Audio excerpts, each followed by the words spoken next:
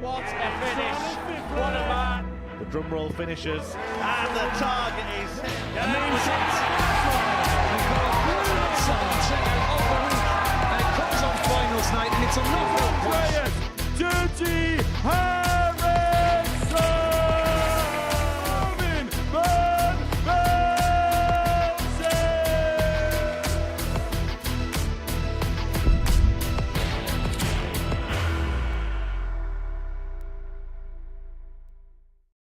Welcome to the Modus Super Series here at the Modus Live Lounge in Portsmouth.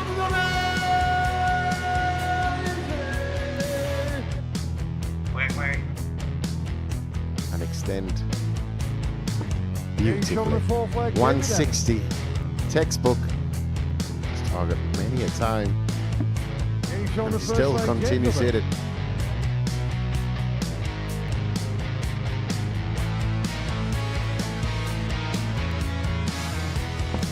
Show us the guns, Tommy. Show us the guns. There they are. Gary Stone, 4-2 victory.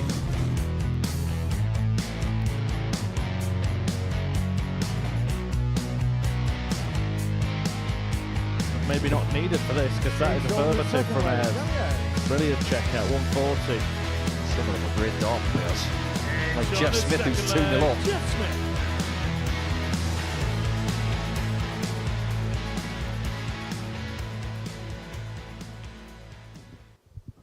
Hi there, good evening. Welcome along to the very first finals night of a brand new series here at the Live Lounge. The Modus Super Series 11 got underway on Monday, and over the course of the week I've had the pleasure of the company of Trina Gulliver and Devon Peterson. Trina, you were here for the first half of the week, and it was a very, very competitive Group A, wasn't it? Yeah, it was indeed. And, you know, Jeff finished top of that, and but he had a great Monday, a disastrous Tuesday, and managed to pull Wednesday back as well. So very different. Yeah, it was a sign of things to come, wasn't it? You had the second half, Devon, and we saw some incredible stuff. Yeah, I think, standout there for me was David Evans' 120 and also his consistency of it, close to, I think it was a ton average over the whole 2 days. You had the likes of James Hubbard rolling back the years, qualifying for Saturday. And then, the Danny Ayres shots and the outshots on the 148 against Ashley Coleman, but also just on the debutant himself. Just showcasing his ability and getting to the Saturday on his first try. Absolutely. If you did miss any of the action in the qualifying race for Saturday, here's a reminder of the Super Six who will be on that stage tonight. Canada's Jeff Smith has never failed to reach the weekly final, but is yet to progress further than the semi-finals. Will the Silencer lift his first Super Series trophy tonight? David Evans has thrown some incredible numbers so far this week, including the second highest average in the history of the Live Lounge. He will be looking for back-to-back Champions Week appearances. Gary Stone always impresses at the Live Lounge, though he's yet to win a weekly title. A former runner-up, will Stoney be rock solid tonight? Former World Youth Champion James Hubbard returns to the hockey for his first Saturday campaign. After time away from the sport, could his comeback end with silverware and a £5,000 payday? Tommy the Gun is into yet another weekly final as he blitzed his way through Group C. Will the three-time semi-finalist finally win his first Super Series trophy? Debutant Danny Ayres was mightily impressive over the course of the week with super scoring and fantastic finishing. Will it be debut delight for Danny? Yeah, really interesting Group 4 this evening. Trina, I think the thing I like about it is that everybody's kind of in different stages of their career. Yeah, you've got a great variety of people there. You've got Jeff, who's well experienced. You've got Danny, who's a newbie kind of thing on this stage anyway. So yeah, there's a great combination of people there today. Yeah, all different motivations as well. They all want to win, but maybe for different reasons, Devon. Yeah, and exactly. You've got the likes of Gary Stone, obviously with his dad, Tommy Modus because it's Mrs. birthday, and she's only got a table in the Modus Super Series lounge. So, it's one of the best seats in the house anyways. But yeah, you look at the characters as well that's in there. Some of them are are more introvert, some of them extrovert, some of them emotional, some of them hot-headed. So I think it's a great mix, but it's going to make for dynamic viewing and great entertainment. Yeah, we've had great entertainment already this week as well. Trina touched on the incredible journey that Jeff Smith had in qualifying from Group A, so let's remind you of the story of that. Mervyn King came close to spoiling the perfect start, missing match darts in the opening game of Week 1. But Jeff Smith held firm, pinching a last leg win to justify his status as joint favourite for the week. The Canadian broke little sweat on Monday, winning all 5 of his games, displaying a very impressive 51% success rate on the outer ring. Tuesday told a very different story for the silencer. Despite matching the level he showed on Monday, he couldn't convert performances into points, losing all 5 matches, including 3 last leg deciders. A tough day at the office, but he still held second place in the league table overnight. Smith bounced back in style on Wednesday, averaging more than 90 across the session. After a tough Tuesday, he found his rhythm early, winning his first 4 matches and recapturing the form he had shown on Monday. A strange campaign from Jeff Smith saw him win his first 5 games, lose his next 5, then win 4 on the spin to top Group A and secure his place in finals night.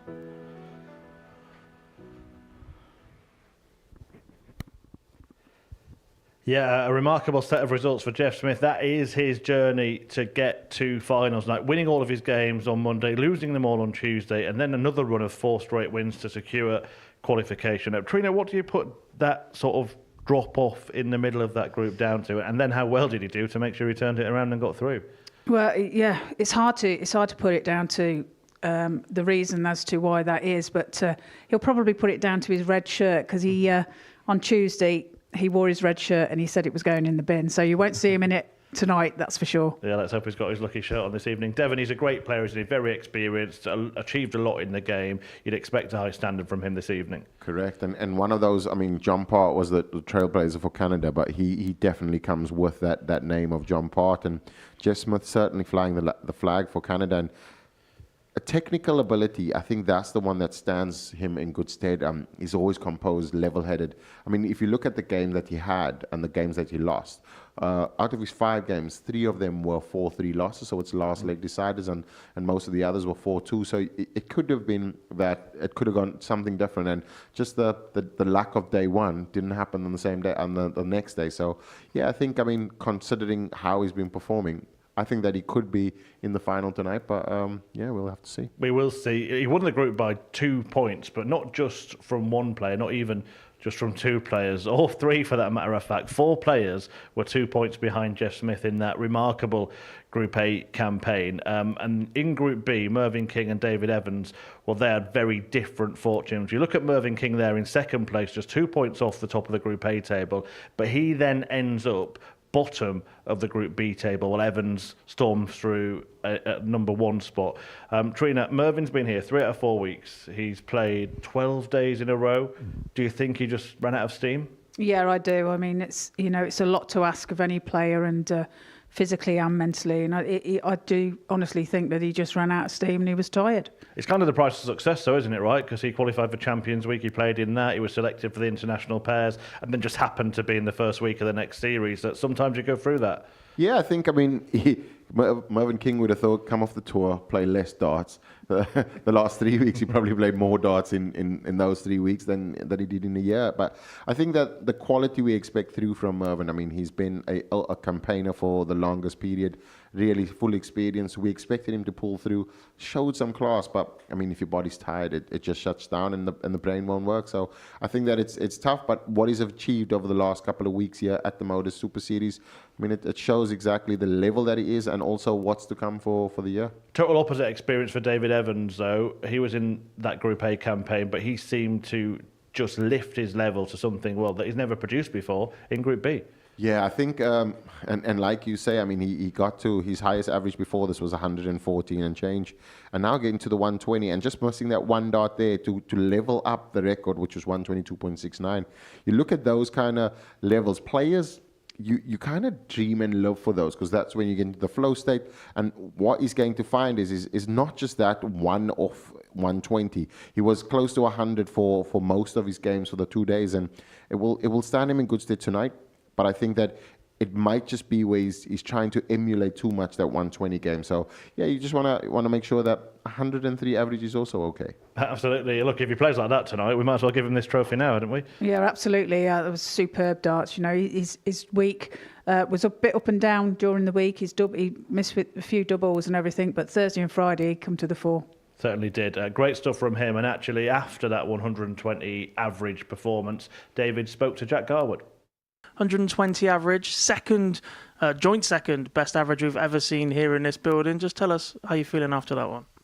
Yeah, it's nice to do that. I mean, I'm a bit of a stats man myself, so as I'm playing, I do think about that sort of thing. I know I probably shouldn't, but sort of give it a bit of a fist pump at the end of it. And Merv sort of said, give it a fist pump. I said, well, it's probably because I've beat my own record. You know, I think my highest before that's been 114, so that's now my highest average. So yeah, it's if I can carry on doing that for the rest of the campaign, yeah, then there's no reason why I can't pick up the trophy at the end of it. Devon, we spoke about on Friday night, how does he kind of maintain that level? He actually didn't average quite as high, obviously, who can, but he won all of his games, so it didn't seem to frustrate him that he wasn't perfect all the time. Yeah, I think in most of the time, a lot of the times when you go into the players' room and you become I'm going to say the lion, the king of the room, basically. A lot of people are looking at you. There's a big target on his back. That did not distract him. And it just shows his maturity in the game itself, understanding his level, and also believing that he's going to play like that consistently. We saw that in the final game against Adam Mould, where there was an opportunity for Adam to almost break and on a 1-1, and he checked out on the 1-5-5. You just know that those kind of elements in any game will stand you in good stead, but it will showcase also the ability that you still have and still believe in yourself. Absolutely. Gary Stone also got through that group quite comfortably. Trina, Gary this week has spoken about the recent sad loss of his father, who'd been such an inspiration for him in playing darts, but how that's shifted his perspective and that he's determined to stop all the head shaking and start really enjoying the game, and kind of try and win for his memory as well. That kind of personal, emotional motivation, can that sometimes be a great help? Well, yeah, it can indeed. And, you'll find something to make you that motivated. That's something, that little bit special to get you over the line. And I'm sure his father will be looking down on him with great pride. Absolutely. We'll hear more about that from Gary himself this evening. James Hubbard's another interesting story. Devon Peterson, he was World Youth Champion, 2012, so 13 years ago now. It hadn't panned out the way he would have wished in his career, but he's starting to play well again, and this could be a significant moment tonight. I think the Modus Super Series stage itself, best throw in the world, you kind of come here, especially if you're working on your game, and the invites that you have got. The first time he came here, probably didn't feel as though he deserved it. Second time, he got to grow closer to the stage and understanding exactly what's needed. This time around, to make it to the Saturday on your third attempt, that will be a tick box for him, and he'll be comfortable and feeling like, I now belong. He did say that to me early on, but just passing and saying, before I was giving everybody respect all the time, and I need to know that I must almost put myself first and believe that I can also win. And yeah, he's over the moon that he's here on Saturday. But I told him, I did mention to him that don't make that your final, that just getting to the final. Complete the round now and make sure that you get to the final and win. Good advice. The two players in Group C, well, they were through pretty comfortably as well. Tommy Morris and Danny Ayres, who actually made it through on debut. Devon, you were watching him play Thursday and Friday. Really impressive debut campaign, even if he says he didn't play that well. Yeah, I think, notably, before I have played against Danny, and I've said this in the commentary as well, is his ability to go or the ability to not miss the treble itself within 3 darts. That makes him a danger. But it's also those checkouts, like the 1-4-8 year. This was a magical moment for him, because in that game he wasn't hitting any of the trebles that he would find consistently, and you can see there he just didn't know where it comes from. But we all know that when you have the level of ability that he has and the skill set, he'll always find a way to dig himself out and find a way. And on a Saturday, that is a little secret to have in your pocket, and definitely a treasure chest. Yeah, how hard is it, Trina? We see it so many times. Players, particularly ADC qualifiers, actually come on their debut and they just struggle to settle to the surroundings. He's taken to it like a duck to water. Yeah, it's about finding your feet kind of thing. And but like you say, he seems to have found it very quickly, and he's proven himself to be a bit of a danger. Tommy Morris, he keeps coming back to Saturday nights. He's got some real motivation and determination to finally win it. And interestingly, tonight he might have even more motivation. But what do you make of him as a player? I think he's a cheeky chappy. I think that's the way to describe him. Yeah, he's fast and furious, and he's a top quality player. Yeah, and Everton, good authority. Well, from Tommy's himself, that it's a special occasion this evening. It's his wife's birthday, Tommy Morris. She's sat in the audience rather than at a table. There she is. Happy birthday. Devon, Tommy, he can make happy by getting £5,000 in the pocket tonight, can't he? Of course, I mean, that would be a massive celebration in the household as well. But I think that would be the icing on the cake, not just obviously for the birthday, but for Tommy as well. It's the 8th time he's made it to the final. He gets to the semi-final and something happens. He wants to go a step further, and maybe 2 steps further, and lift the crown today. Well, let's have a look at the groups that the players have been put into this evening then. There they are: Jeff Smith, Gary Stone, Danny Ayres, Group 1, David Evans, Tommy Morris and James Hubbard in Group 2. And interestingly, we have joint favourites for tonight. Here are the odds, the way that the bookmakers have compiled them. Smith and Morris, 7-2, the pair of them. David Evans, despite the stunning performance, as third favourite, joint at 4-1 with Gary Stone. Danny Ayres, 9-2, and James Hubbard, the 8-1 outsider. Looks like there's plenty of value there. Definitely, and I think the value for me is the David Evans. I mean, the way in which he's been playing. I do understand why they've put the odds with Jeff Smith as well as Tommy Modus on top, because they're obviously in different groups, and it's weighted in that way. But I think that the value there for me is definitely David Evans.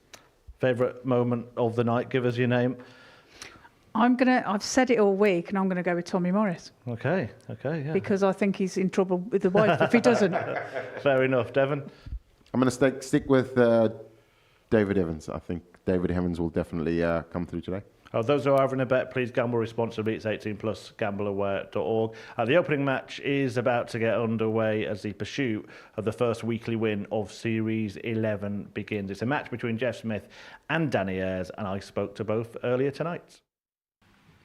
Danny, finals night on debut here at the Super Series. Just sum up how you think it's gone for you this week. Again, if someone had said to me I made finals night on my debut, I'd have taken it, definitely. I still don't think I've played to the level I can play, but I'd just take being here. What aspects of your game do you think have come out on that Super Series stage? It's hard to tell yet, because on the first day I think my scoring was really good, but my finishing was terrible. Yesterday my scoring was terrible, but my finishing pulled me through a lot of games. I'm hoping tonight that it all clicks together into the perfect game. Yeah, the 4 games you won yesterday, all of them ended with a big combination checkout. That must give you some kind of confidence that you can pull it out in the big moments. Yeah, so I've always known my finishing, well, normally my finishing has been quite good. It's been a strong part of my game. I've worked a lot the last 18 months on scoring. Maybe my finishing has lacked a bit because of that. But yeah. In terms of support, anyone here cheering you on or watching from home that you want to send a message to? Yes, I've got my dad has come down, my uncle's come down. I've got a friend, Chris Gibson, he's come with me. He came with me on the first day and he's been here all weekend for a bit of support.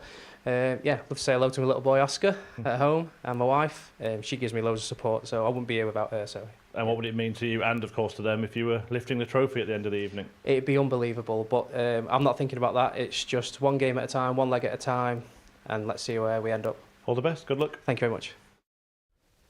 Jeff, welcome to finals night. A strange campaign in Group A. Just talk us through what you went through over those 3 days.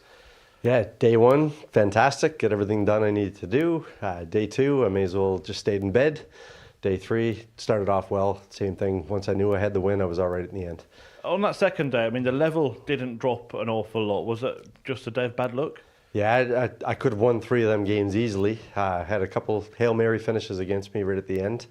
I didn't feel I played badly, but obviously I wasn't at the same standard I was day 1 or day 3, so results probably where they should have been. And we saw Mervyn King go on and not make it through to finals night, so it just shows how crucial it can be to top that Group A. Yeah, 100%. He could have won that just as easy as lost as 4 other guys in that group, same idea, but I'm just happy results went my way for a change, and we're still going. You have played to a consistently high level every time you've been here. Now, the last Saturday night you came, played really well, but it just didn't quite work out in terms of results. Are you kind of a believer that if you keep playing to that level, eventually the results will fall your way? Yeah, I was talking to Paul earlier about that situation. I said, I'm actually probably due for one of these, so I'm just going to put my head down, go to work, try to play it one leg at a time, and hopefully I run them out of legs in the end. And how much of an ambition is it for you at this time in your career to pick up a title on that Super Series stage? Yeah, it's been probably the last 6 months of my game. I've been chasing Canadian tournaments, US tournaments, and I've been in the finals of everything over there again. So it's nice to be in the winner's circle, and I want to keep going, whether it's here, there, or anywhere right now. Well, good luck. Thanks for talking to us. Thank you.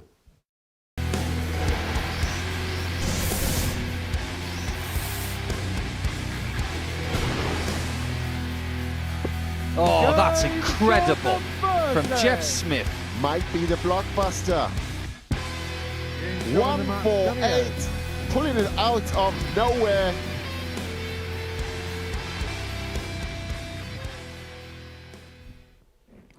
Yeah, it's the experienced ace against the exciting debutant, isn't it, in the opening match of Group 1 as Jeff Smith of Canada takes on Crew's Danny Ayres in the first match tonight.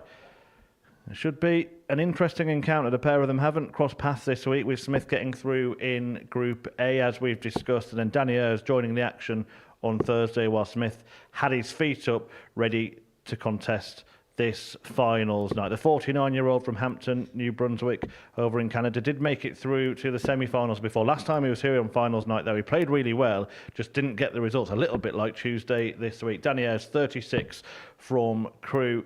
On his debut, really dazzled in Group C. Can he do the same on the stage in front of an audience here at the Live Lounge and maybe take the trophy away at the end of the evening?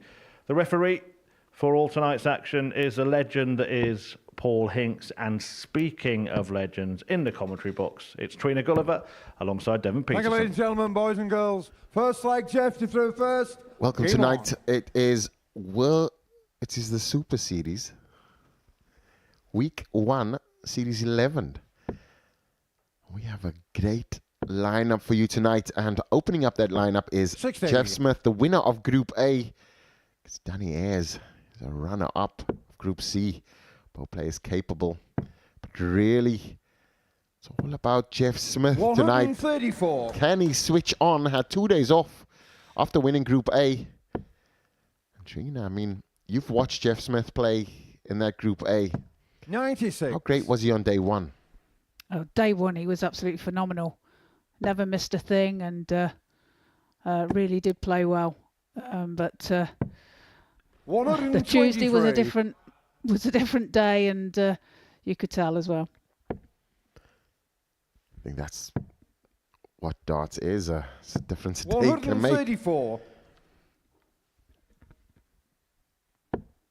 Absolutely, and like I said earlier, the red shirt that he wore 82 on the Tuesday, he's told me he's binned it. I can't believe that, because it's not what you wear, it's just how you feel. And he did say that some of the players did set up some shots and take out some Hail Marys. So those 3-4-3 losses that he suffered, I mean, that's something that you can't really protect against. I mean, you just have to take your opportunities when it does kind of present itself. But it's definitely not the colour that he's wearing. Yeah, but some dart players think like that. 112. We're a superstitious lot. Jeff here's got a chance with this 112. Double 18 then, his favourite double. 94. Not to be this time. Daniel Carr, 117. Double 18 on Monday. You could put a mortgage on. Today, he misses the opportunity. And Danny Ayres misses the big number. And that tends to be his miss, though, on 46. the 5. Jeff Yukar, 18. Only managing 45. So 18 is the number. Goes for split. This is next to his favourite. Goes to the neighbours and Jeff finds Smith. the 18. Jeff Smith off to a flyer. Second leg, Danny to through first. Game on. He was saying that on Monday, that double 18 was his love affair. On the Monday, 45. on the Tuesday, he fell out with it big time. I think that's, I mean, you've seen many a dartboard, many a stage, lifted many trophies. 60. Your favorite double, I mean, when you're going for it, understanding the dynamic of tournaments, is it that you just, whatever you get, or let's say you get to a 32 or 40, or let's say a number that you can split to either one, do you go for your favorite one, or do you just go for one that you feel comfortable on the night? Probably one I feel 83. comfortable on the night, to be fair, because it all depends on your form on the night. It's what you've done in previous past.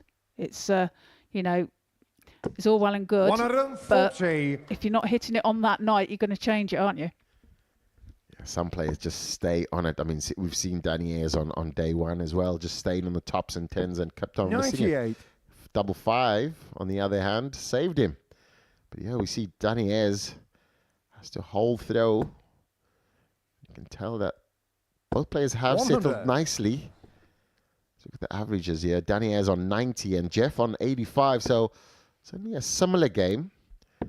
Danny Ayres opening up a great opportunity on the 120. And Jeff putting some pressure on there. 120. So Shanghai now to level the match. Needs the treble 20. Can't find it. So Jeff will come back for his own chance at the 120. And all Danny can do is set it up. 120. And what a setup there. Opted for the 48, but left as a bystander here. If Jeff can find the... Oh, he goes for bull. Could not see the treble 20. 96. Great leave, and Danny Ayres now. 32. He's loved this on the last couple of days. He's going closer. Is this the one? 16. Shoots it, and 24. second time now he's given Jeff an opportunity, and these opportunities early on can kind of cost the debutant. Can he find it with his third dart? No he score. can't. Danny Takes a big O'Carr, deflection 16. there. So Danny a chance at double 8 to level up this match at 1 apiece.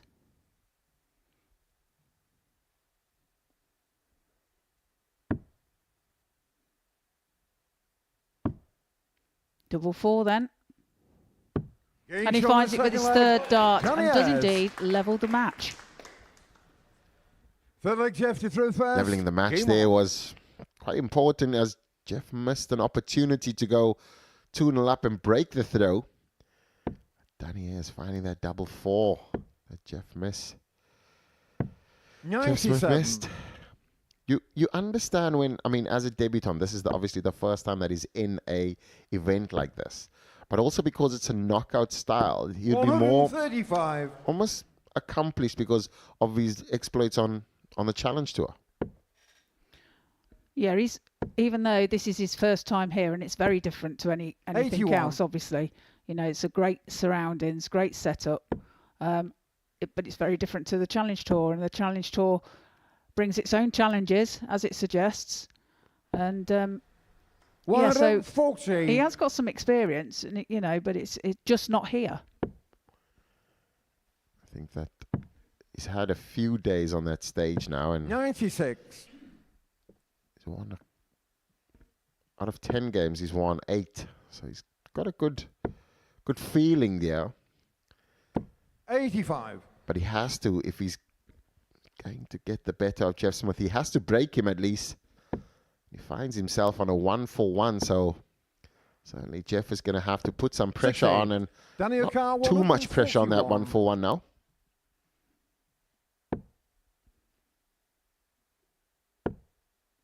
If Danny can find a treble here, 90. or the bullseye. Jeff O'Carr, 167.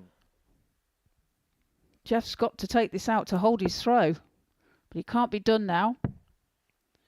So it will give Danny 57. the opportunity Danny O'Carr, to take out the 51. 51 sees him go 11, and he does love the tops. shot Finds the the third tops leg. and Danny breaks it. Ayres. Jeff Smith throw. That's what he needs Fourth if he leg wants to Danny win goes this first. game. Game on.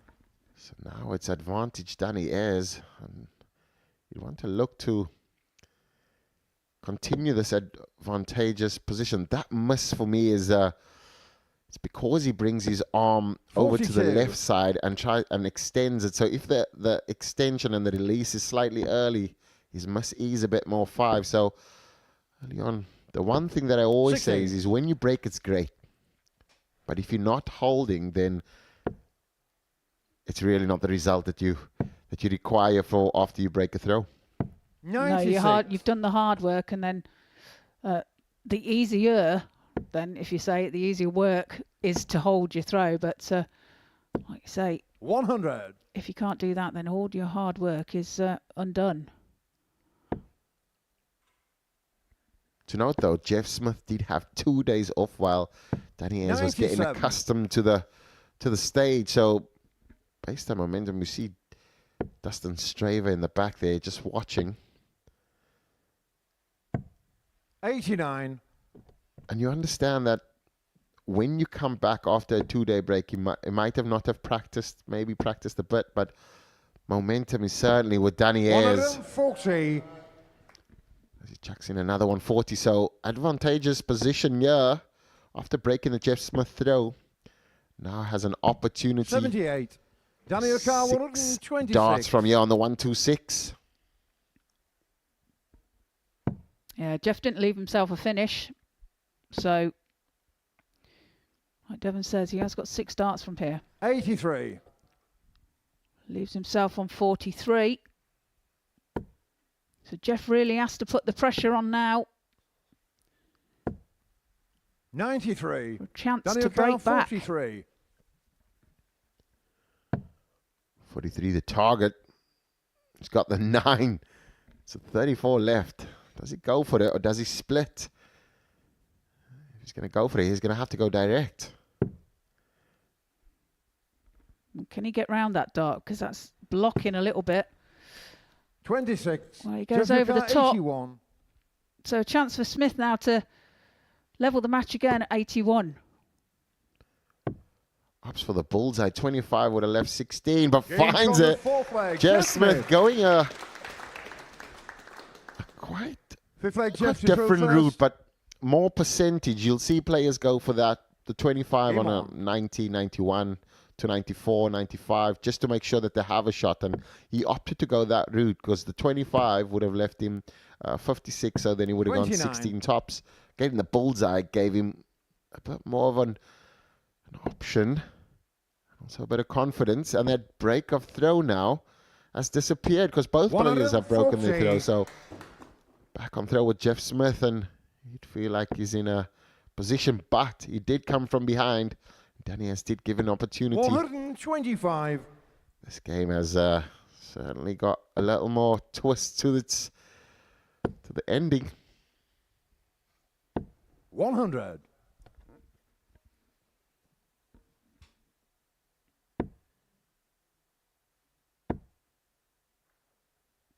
$60. Do you have any superstitions when you play, Devon? Yeah, I have to make sure that I iron my clothes on the day that I play. Wow, that's a new one. Yeah, I have to just get me into the zone. Kind of when you get ready, get to the venue 97. at least 3 hours before. But more like Mervyn King and get straight on the dartboard. So 164, yeah, didn't need it. Jeff Smith is on 190, so it's going to set up nicely. 124. Leaves the double tops. Jeff Smith, a passenger in this. There's another opportunity here for Danny Ayres to break the throw, and an important break 58. As well. Danny O'Carr, because it is first to 4. So tops in, and he finds it with his first start. And like Devon said, a break a throw there. And he's throwing for the match now.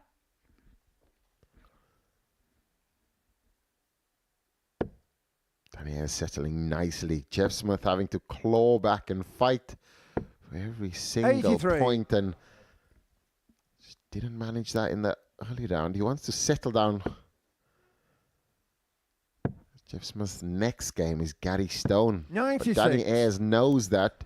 He gets there. We see Dustin, also an ADC Europe qualifier, played fantastically well.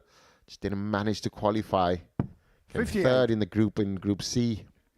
I'm sure we'll be seeing him again in the future.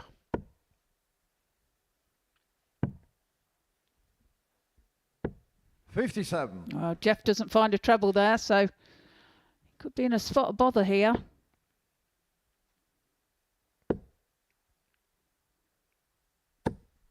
$41. Well, Danny really lets him off there with that visit. Doesn't capitalise. 140.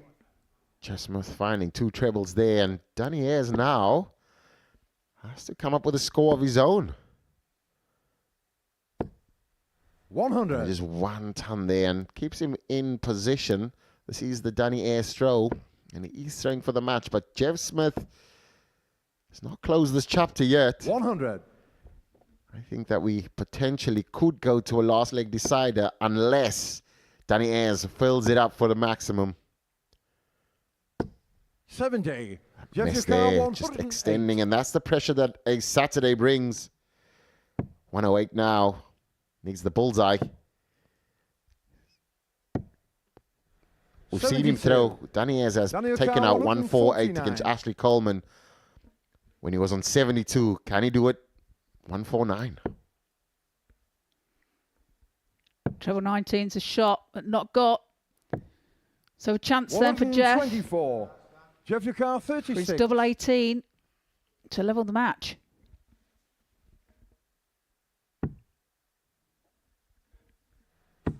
This is a big dart, a big moment in the match. Jeff Smith is up to it. The 36 that's been his, I'm going to say bread and butter. You'd put your mortgage on that he was going to hit it.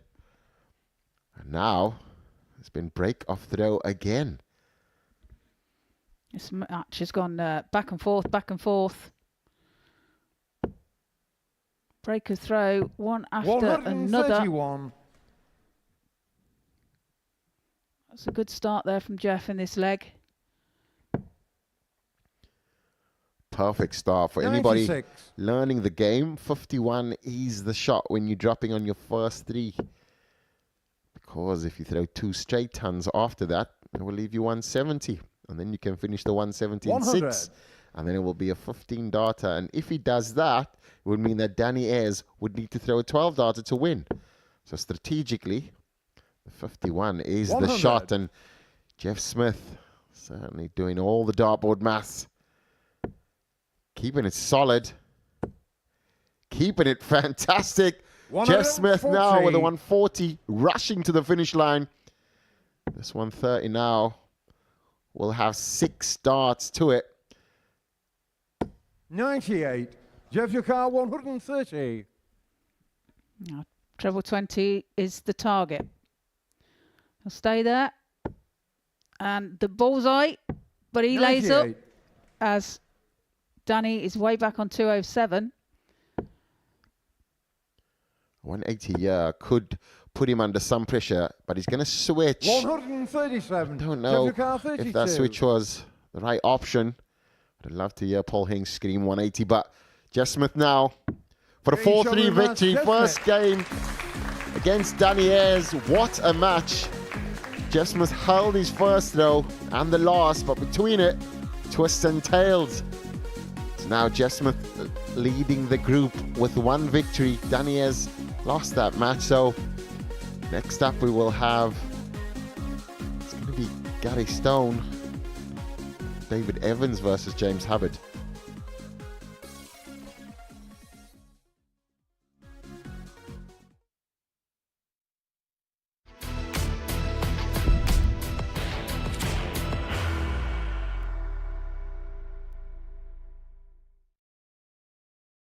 Are you ready to lift that trophy, Darius? Yes. Let's do it then. Ladies and gentlemen, your Modus Super Series 9 champion is Lucky D, Darius Labanowski!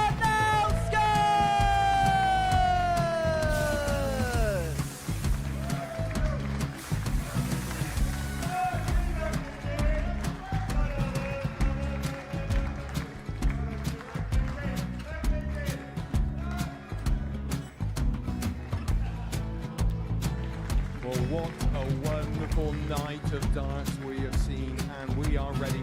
Our champion is ready, and it's trophy time. So receiving the trophy, £25,000. The new Modus Super Series champion, the Terminator, Marvin Van Velzen.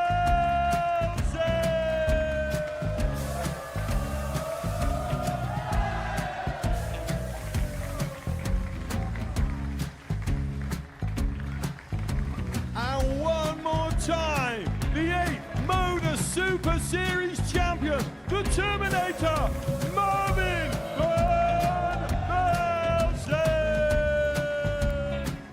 And the new Modus Super Series champion is Andreas Dirty Harrison.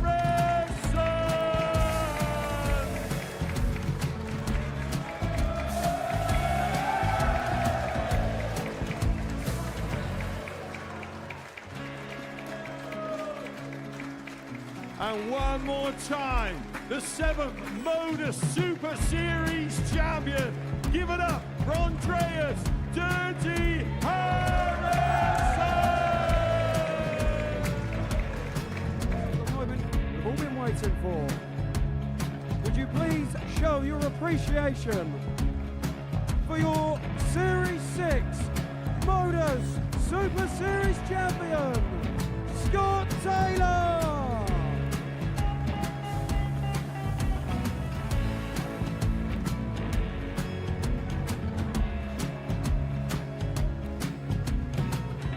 One more time, your new Modus Super Series champion. He is Chucky. He is Jim McEwen. Ladies and gentlemen, your Modus Super Series champion, retaining his title, the Luke Littler!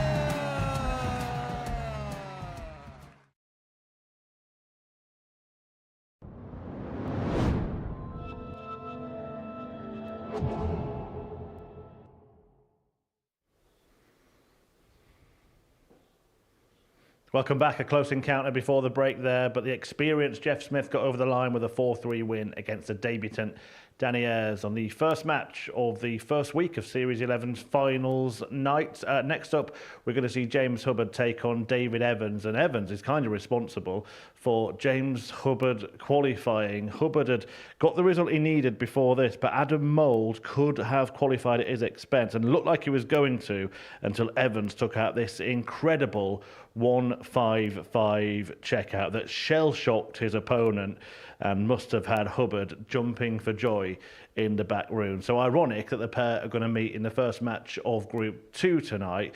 Both of them remember that moment very, very well, and they both referenced it when I spoke to them a little earlier on. James, first time here at finals night. How much of a relief was it for you to get through in the end last night? Big relief. You know, I haven't played well this week, and I needed something to go on my side, and it's about time really, because I've kind of gotten lucky in my career, just like little results here and there, and it was nice to get one on my side. You picked up enough points that would get you through most Group Bs anyway. Are you doing yourself down a little bit there? Because the results were there, and definitely a bit of an improvement since. Yeah, I would say so. Like, you know, I've been playing so well though. So since I've come back, like, you know, I think you said to yourself, Chris, like my ADC stuff has been really good. But you know, this week I haven't done myself justice this week, but I've battled, and I'm proud of myself to battle through. And you know, like I said, I'm here now, so let's get it done. Yeah, you did your job, and then David Evans had to go and bat for you against Adam Mull. What was it like watching that match in the back room? It wasn't very nice. The 155 was vile. Like I said that before. It's tough because, you know, like I said, I think I said last night, like Adam's a good mate of mine, but it is an individual sport, right? So we're here for a reason, and it went my way this time, so let's go. And David might regret doing you that favour, because he, of course, is your opponent in your opening match this evening. You've seen him produce some incredible stuff over the last couple of nights. What's the approach when you're playing a player that seems to be at the top of their form? Well, you just got to believe in yourself, right? You know, I wouldn't be here otherwise. So, you know, keep with him and try your best. And you know, if I score and you know, I've always said like score, I finish quick. It's an easy game, but it's not that simple, right? But the way I've been playing lately, I can compete with David Evans. Like, you know, let's go. You had a bit of time out of the sport. What does it mean to you, one, to be here on this stage tonight? And two, what would it mean to you if you were to lift the trophy at the end of the evening?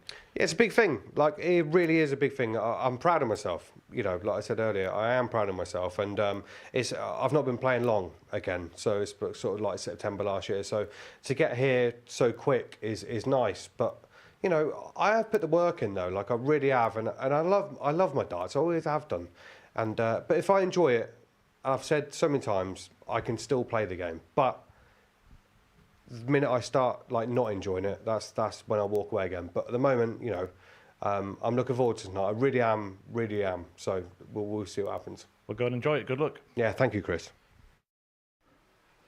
David, obviously last series you got through to the Champions Night, you won your week, but the way you've played in Group B this week in particular, are you going into a Saturday night on the best form that you have so far?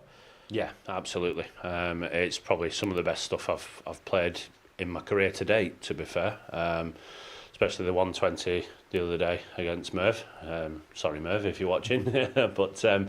But yeah, it's probably some of the best form I've come into. Yeah. Second highest average we've ever seen at the Super Series. That night, actually, you averaged about 103, only won 2 of your matches. Does that show how competitive the Super Series is, even though it's maybe a step down from the Pro Tour? Yeah, absolutely. Yeah, I mean the guys that come here, and not just the guys, but obviously the girls as well that come in. The standard is just ridiculous. It really is. You can turn up, and it proved it. I averaged 103, 104 for the day, and only picked up 4 points. So it just proves how tough it is. Last night, though, 4 wins. One in particular has got a very interesting subplot tonight because you're playing James Hubbard in your first match. That 1-5-5 checkout against Adam Mould, I think he's still feeling it, isn't he? What was that like? It was good for myself. I mean, I just thought to myself, I've had a few of those checkouts where I've hit the treble 20 the first dart, and then the next one's been missed for like 153s, you know, 147s, etc., etc. But when I hit the treble 19, I just thought, just throw it. And I threw it, and when it went in, I thought, for myself, I thought, what an amazing shot. But then I also knew in the back of my mind what it had just done to Adam. And I thought, well, just push on from that, you know, and took the win. What is the approach this evening? Having played like you have this week, having succeeded in the last series, what's the approach and ambition tonight? Just keep the confidence up and try and go back to back. You know, down here last time, won it, come down again, hopefully win it again. Good luck. Thank you.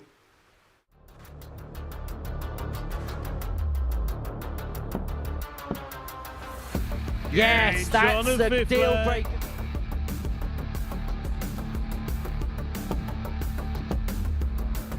That could kickstart his day. David Evans. We're going to see a David Evans stretch into Saturday night. Yeah, it wouldn't be too much of a stretch, would it, for David Evans to win the title tonight? He's been performing very, very well lately, including, of course, winning his week in the previous series and getting through to that Champions Week. Evans, an excellent player. He's produced some wonderful stuff over the course of the week, particularly that Group B campaign when he had the second highest average ever in this venue, the Live Lounge at the Modus Super Series. Can the Preston player be successful in North End tonight?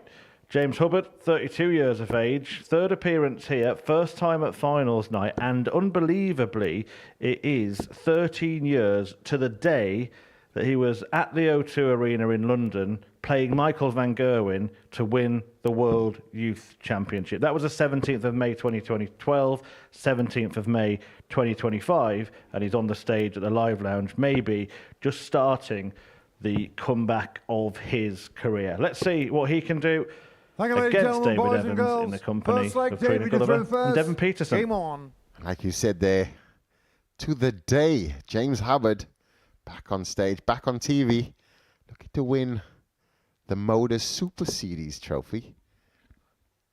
And David Evans standing in his way. It's a tall figure. Stretch, he's had a massive week. He said it's the best he's ever played.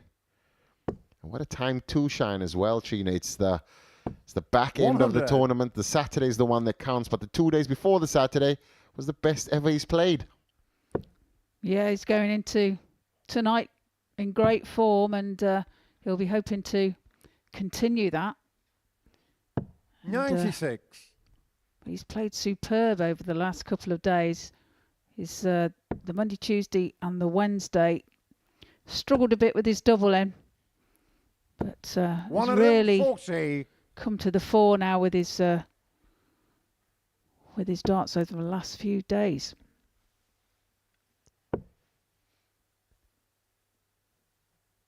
James Hubbard, in his interview pre-match, he said he can take on Stretch. He can challenge David Evans. And I think that's not just talk. I think that's 60. That is a feeling that he has, and we see there shiny performance. It's matching his shiny shoes. David Evans, when he finds that treble just like that, you almost know it's going to be 140. A 140. He caught you out then, Devon. I'm sure he was trying.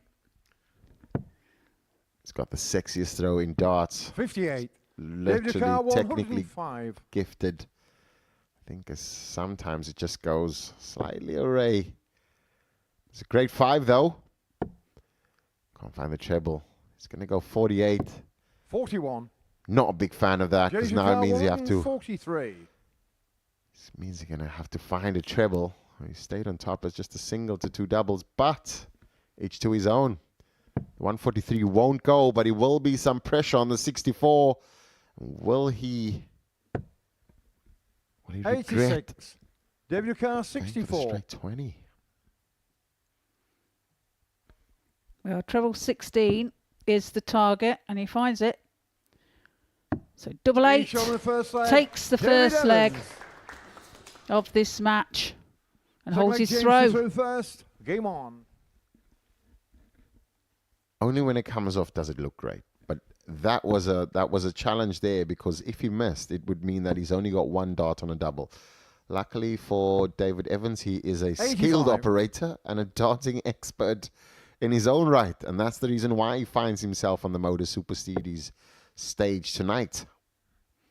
It's as you say, though. It's it's what favour each player, isn't it? It's what works for them, and if that particular outshot is normally the way he goes, then and he's confident in it, then he's going to go for it.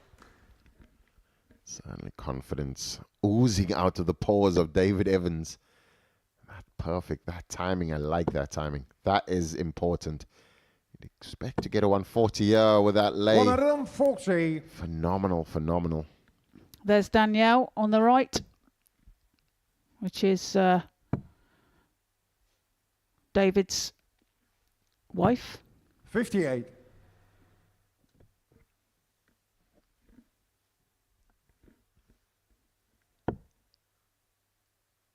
David Evans now looking to put some pressure on the James Hubbard throw. 98.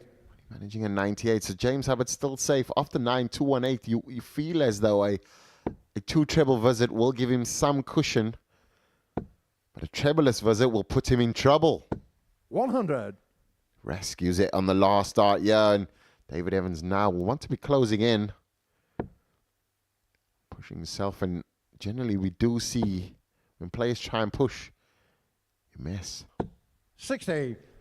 Well, he doesn't find a treble there, so opportunity now for James. Finds a treble 20. 18 for Topsen. And he finds it and levels the match, but 1 apiece. Just like he did 12 years ago against Michael Van Gerwen in the PDC Youth. I think it was the Youth World Championship at the O2.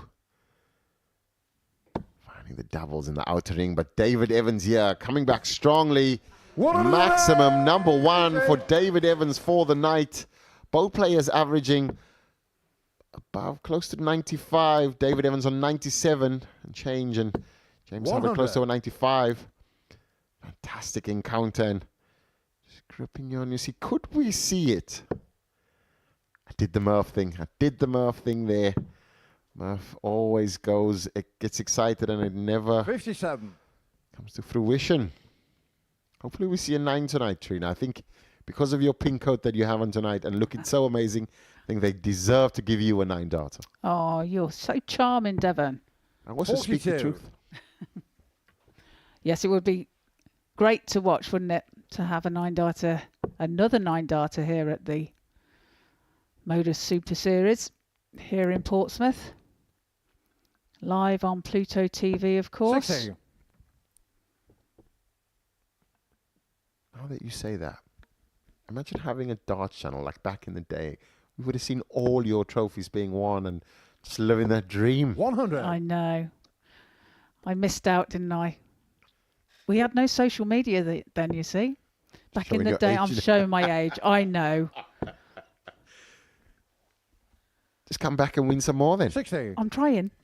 I'm trying. It's lovely to see you try and just play and just be in the Mets as well. It's what you've paved the way for many, and breaking down the barriers 44. early on and showing that David Carr, women can perform on the same 144. stages and also lift trophies. And now I get to share the room with you.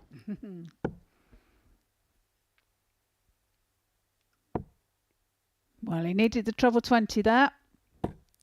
58. Just try and put some pressure on. But Hubbard now has got to really find some trebles here. The fluency's back. It's going to drop down. 140. David Finds the Carr, 140. 86. That 86 now under slight bit of pressure. James Hubbard pressuring the 86 and leaving himself with 75. But will David Evans, given an opportunity, Game shot does on the not third seem leg. like David it. Evans. All the shots on target today. David Games Evans, to first. 100% Game on on. checkout. So as well as James Hubbard. So you know this is a tight encounter. James not rolling over. James with a 10+ finish before this. 100. I like the confidence that James is showing. I mean, he's shown that on the ADC events that he's been playing, and now just almost graduating back to the stage. I think that, I mean, you've seen some challenges through your career as well. 41. Just that coming back, playing in front of the TV, playing in front of crowds, having the cameras on you, that must give you some sort of belief, though. Yeah, you know, you always want to come back 43. and do well, and so you know, it's a great play. If you love your darts, don't you? When you're competitive, you want to get up there and win. It doesn't matter where you've been. If you've been out of the game for a while and you come back, you're up there to win. And 95. You know, you want to give your best performance.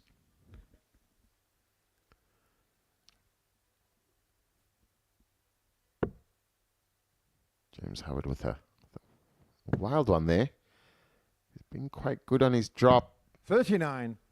this time around. I mean, David Evans has an opportunity now. You feel as though the perfect first start wants to find that. And 55. certainly it's been a bit of a tense encounter. I noticed during the week as well that David was straying into the treble 5 on occasions, and you know, if his dart strayed, then it was into the 5 segment.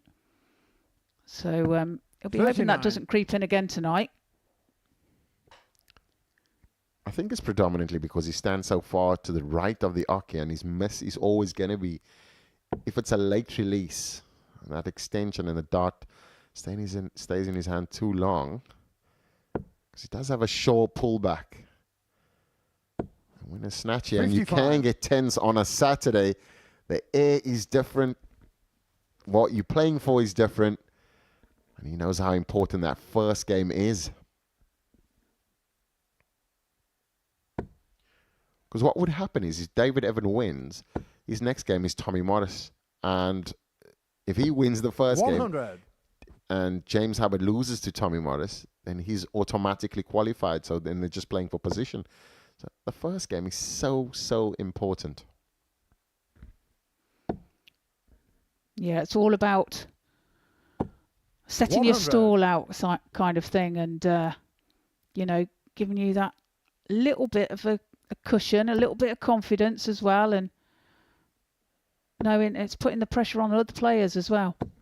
140. David Carr, 155. What a 140 there from James Hubbard to keep himself in the shot. But this was the shot that kept Hubbard in the tournament. Will it be the shot that hurts him in the tournament? 136. And I'm sure that the James thought Carr, went through his 40. mind there. The 155 was on the cards, but James Hubbard now just wants to rescue it. He's hit the double tops before on a 118. 3 clear and misses. Needs double 10. 30. David Ducan, 90. Well, so an opportunity now then for David to take out this 19, which would give him a 3-1 lead. So double 8 then. He moves across the hockey to try and get around that dart. 3. And he can't find it either. So James Ducan, 10. again, Hubbard a chance at 10. This will be a skin saver. He's going to split it. Goes for 2. Nearly hits the treble 2. He likes double 4 though. I think that resets perfect. So double 4 the target. Gets the double 4, nice and high. David Evans there, missing the 155, but also missing opportunities on the 6, on the double 8. Having to split 19 and back to level pegging. Tool now, but David Evans, yeah, with 135. Probably the 5th or 6th time he's throwing into the treble 5. Yeah, like I said, it was a bit of a habit for him during the week, Monday, 16. Tuesday, and the Wednesday.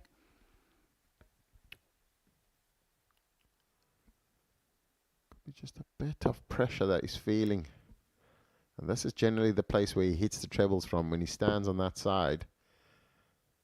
He was joking as well. He says, 59. I always throw trebles from this side. Yeah, he's more accurate, but he stays on the opposite side. So, like you say, players have their little quirks.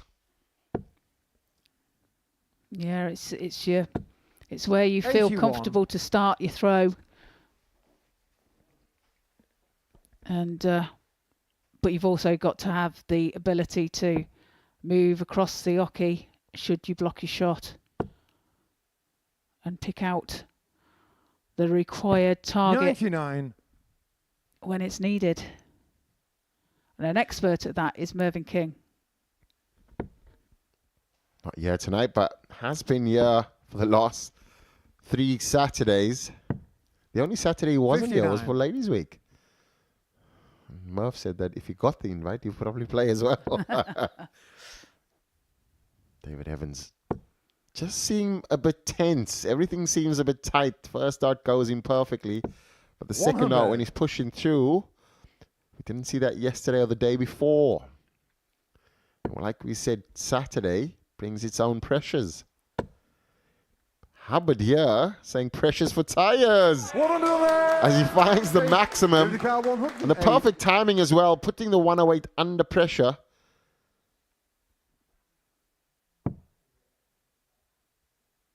Not liking that at all. Little stance up for stretch, needing to shift. That's the reason why. So 1-1 is an opportunity for Hubbard. 53. It's going to have to be perfect here. 121. Should he take this shot out, it would be a break of throw, meaning, well, he finds the target. So now, the bullseye. 85. He can't find it. David So 55. 55 required for David to save his leg. Double 10 now. 45. You James hear Carr, that? 36. Everything just screamed out tension. And he had to let go there with the rubbish. 36 now for James Hubbard to break the David Evans throw. He's got last dart in hand. Finds it, and that James is Hubbard. important for James. He now knows that Six-leg he James is to throw in first. position. Game on. Throw for the match. And this will put David Evans under immense pressure for his next game as well. Yeah, shaking his head there in the background, realises that he really should have had that leg. And it's an important break of throw for James, as you said. 60. As he's throwing for the match, but not a great first three there for James. David looking to pressurise here, but he does look very tense, doesn't he? Can tell just by the timing of his pullback of his throw. Just so short, so it's always going to be... Oh, he's got a little... Doing a little karate on the stage there. Do we have a fly in the building? Might be a UFO.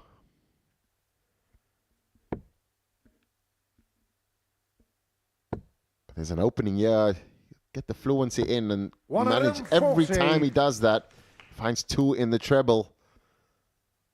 First dart not just making its way, and that's perfectly released. You can tell by the timing, and tense again. Rubbish is the negative talk continuous.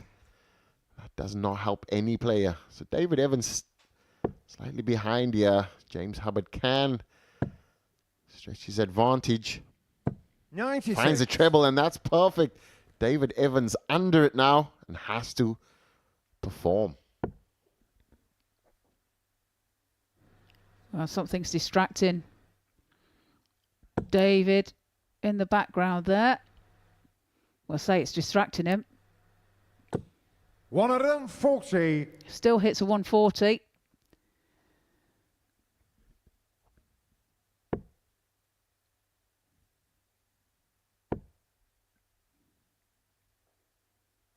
That's a great shot there 121. from James. Leaves himself 84. David back on 183. So all he can do at the moment is try and find two trebles here to pressurise the 84. 100. James Carr, 84. 84 for James Hubbard now to close out a tightly contested match. He'll be fitting double 11 now. Takes a breather. Game shot on the match. James Hubbard, 4-2 victor over David Evans. Did say previously in his interview that he could take David Evans. It's now James Hubbard on the top of the group. This was a tense game. See the averages there, same averages. Check-up percentage from David Evans. It's not great, 28%, and James Hubbard will be relieved that his Saturday started on a good note. The next game that we have is Danny Ayres versus Gary Stone.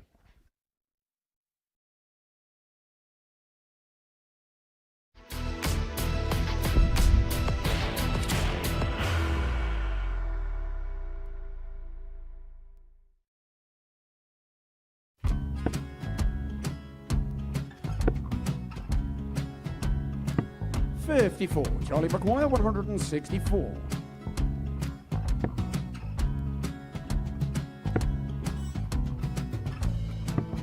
$44.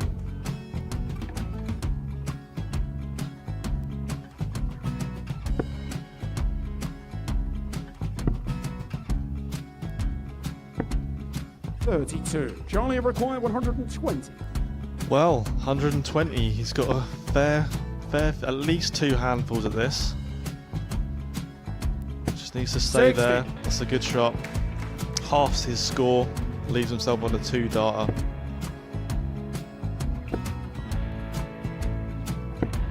$26. Charlie Time on his require side 60. to become that back-to-back singles champion.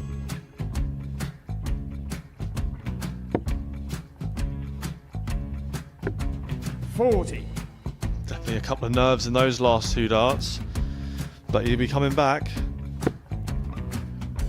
It's a moment he's been in before this situation. Standing at the back of the stage, approaching the hockey with a chance to win the title.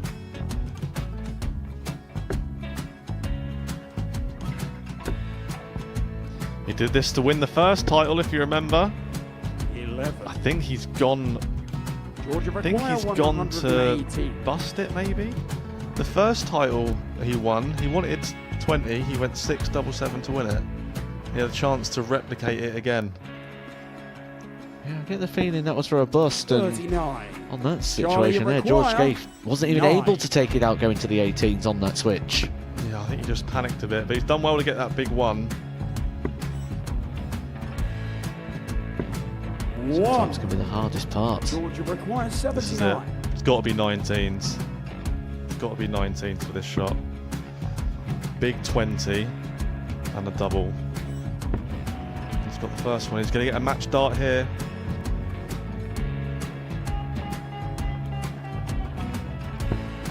$59. Charlie, Threw the entire body into that one. Just didn't want to let go of the dart.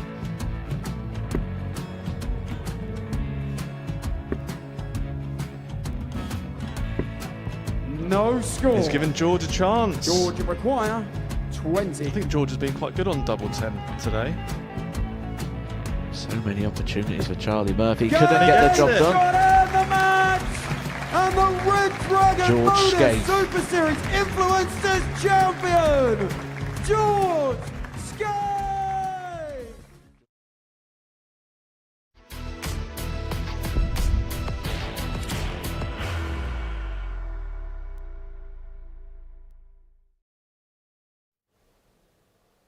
Welcome back to the Modus Super Series, where we've just seen James Hubbard get a fantastic victory in his first match on a Saturday night here. What a win for him, 4-2 against David Evans. But now attention turns back to Group 1, where Danny Ayres is in need of a victory against Gary Stone, who's, well, he's having a bit of an emotional time at the moment, but looking at a recent loss of his father for inspiration to try and win on the Super Series stage for the first time. Let's hear from him now. I spoke to him earlier on.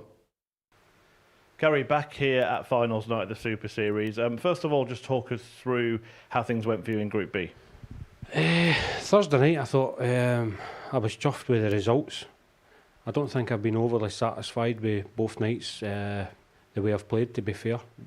Especially the way I've played playing in the vaults. I've played a lot more over the last maybe 2 or 3 weeks leading up to this, knowing that I was coming here. And I've had a lot of turn plus averages and mid-90s and stuff that I was really kind of happy with. And I've come down here and I've scraped it. Thursday night I thought finishing pulled me out of the fire. I don't think I found my scoring boots over the 2 nights, if I'm being totally honest. But the amount of times I've been down here, won Group A's, played all my best stuff at the start of the week. Now's the time, hopefully, that I can show up on the Saturday, because I've threw all my best darts at the start of the week before, and that's probably why I've hit the crossbar so many times, because it comes to the Saturday and I've kind of burnt myself out. So hopefully I can turn up and get both sides of the game together. In terms of when you won the matches, both yourself and David Evans were qualified quite early, so does that leave a little bit for Saturday in a way, sort of in terms of the emotional intensity on the stage? I don't think you go into the games intentionally think that way, but I think it certainly plays a part. On reflection, looking at it back, I think it certainly kind of played a part, because even the game against Adam, I felt as if that had been the Thursday, I'd have really dug in my heels and tried to win that game, whereas I thought maybe I just kind of accepted the defeat, if you like, and I was a wee bit disappointed with myself after that game, if I'm totally honest. But no, the main thing is, we've always spoke about it, everybody's so experienced in this format now. It's all about getting yourself in the building on a Saturday, and it's what you do on a Saturday night now that matters. And then making that switch, I suppose, because it becomes that round-robin group stage, but then knockouts, an audience in the venue. It's all different, isn't it? How do you adapt to that? It's totally different. It's absolutely totally different. But you've just, I feel as if well, I have felt as if I play better in front of a crowd when you've got that little bit of when your first start hits and you can feel the energy in the room, but it's just not happening for me down here. So hopefully, listen, I said it at the start of the week, this was all about coming down here with the right attitude, doing my dad proud, as I've spoke about before, and just try to be myself and just get over the line. Yeah, you spoke to us about that last night. With that in mind, what would it mean to you if you were to win this week? It would be massive. It would be huge. I'm not going to lie. I think a bit of me would be a little bit disappointed in a way that he wasn't here to see it. But I know how proud he was of me and what I've already achieved. I still feel as if I'm a massive underachiever in the game, if I'm being totally honest. I don't know, I can't put my finger on why that is, but hopefully I can use his passing in the right manner and try and treat the game in the right way now and just enjoy it. Just enjoy it, because you don't know when it can end. I've had eye troubles. I couldn't play in the Scottish Open this year in February because I bleed in my left eye. I couldn't see out my left eye because of diabetes. That's obviously, thank God, it's passed and I can see. I've got a couple of appointments when I go back up the road, but it just shows you how quickly these things can change, and it can go for playing really well until, you know what I mean, you don't play at all. So I'm just going to enjoy every minute now, and that's it. Great attitude, great perspective. Hopefully it serves you well tonight. Good luck. Thank you, mate.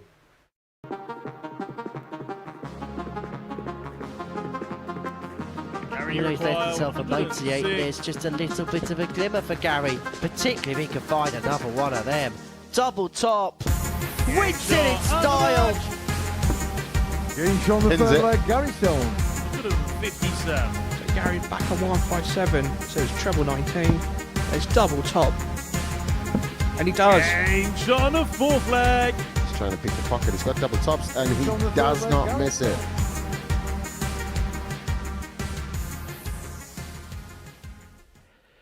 Can Gary Stone finally crack how to win a Modus Super Series Saturday, live here on Pluto TV, absolutely free as well for your viewing pleasure.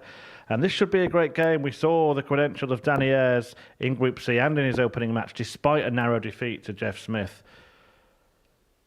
Gary Stone himself, a tough opponent. The 36-year-old debutant Danny Ayres has been producing some excellent stuff on the ADC circuit and is hoping to replicate that tonight. Will need to beat Gary Stone, the 43-year-old Scotsman who's been to the weekly finals 4 times, but is yet to secure his spot at Champions Week by winning a week. Can he do that here? Well, if he does win this match, then he would go through with the game to spare, and the match between him and Jeff Smith would just be a shootout for top of the table. If Ayres beats Stone 4-2 or better, he would go through. And if it's 4-3 to Ayres, then we can start to think about that 9-dart shootout again. Game on. Plenty of questions, but let's see how the match unfolds. And talking you through it, it is back to Trina and Devon.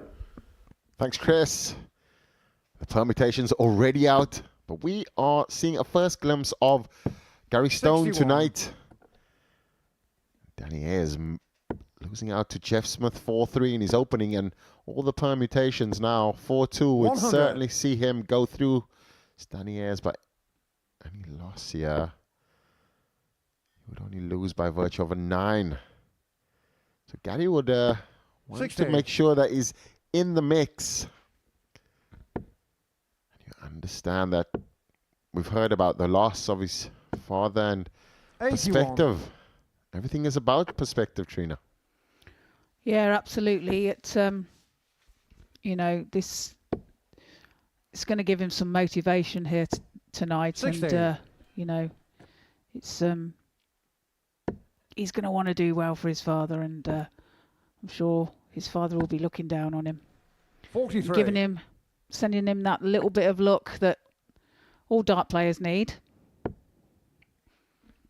Called rub of the green. Gary 140. Stone so admitting that he's underachieved in the sport. Also a very capable player. 59. Something about the Scottish Highlands water for dart players. They do have many talented individuals, legendary ones as well. I'm sure that you've encountered many of them 100. as well over your career, your decorated career. Yeah, just a few. The obvious one that comes to mind is obviously the the legend. 140. Jockey Wilson. Daniel 80. Of course. But many, many top Scottish players. Game shown the first leg, Danny Ayres. Danny takes the first leg of this match. Second leg, Gary to through first. Double 10. Game on.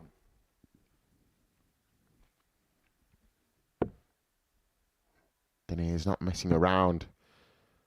Knows exactly the task, and I don't know if he knows the permutation as well. He'll just think win, win, and win. This is his last game of the round robin segment of the Super Series on finals night. So you'll play for anybody that's new to the Pluto TV Modus Super Series finals night. There's 41. 2 games of round robin for each player. And there's 2 groups. Top 2 go through. Then we go to the knockout. And then final. And then raising of the trophy. And Danny Ayres needs to win to find himself in that position.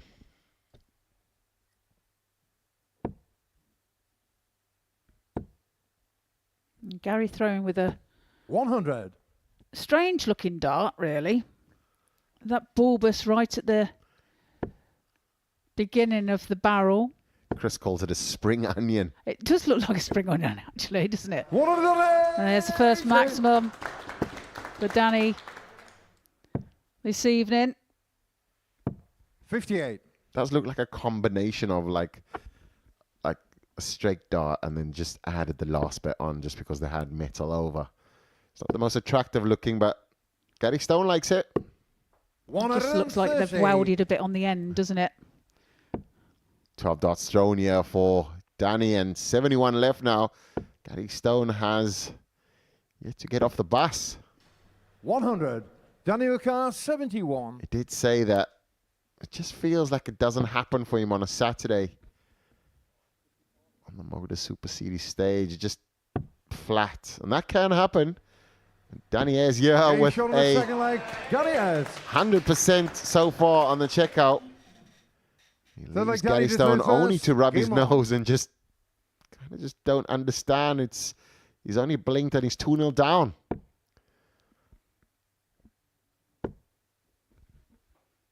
Yeah, great start here for Danny. 140.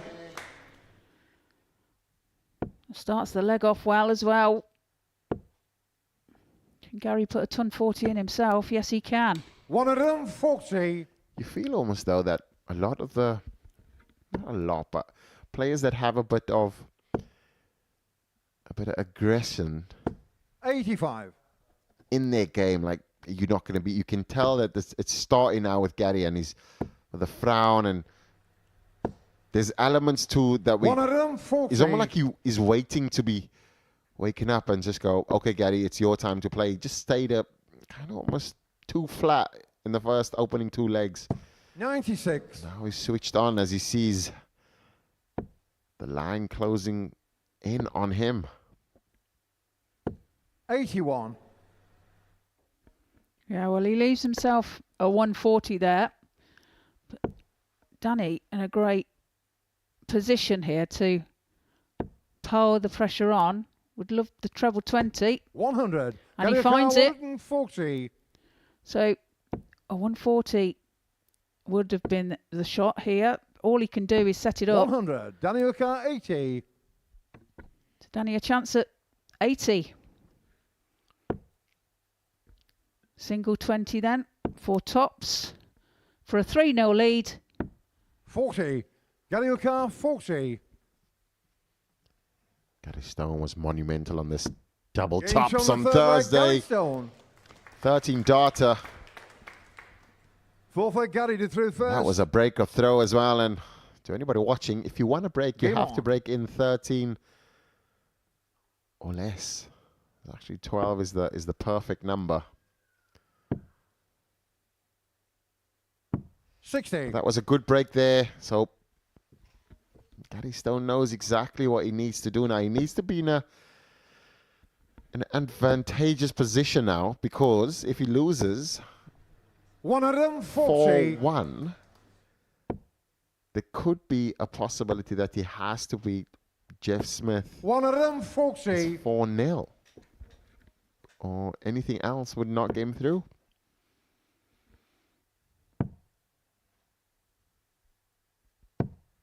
$42. Well, there's Mrs. Stone, Gary's wife.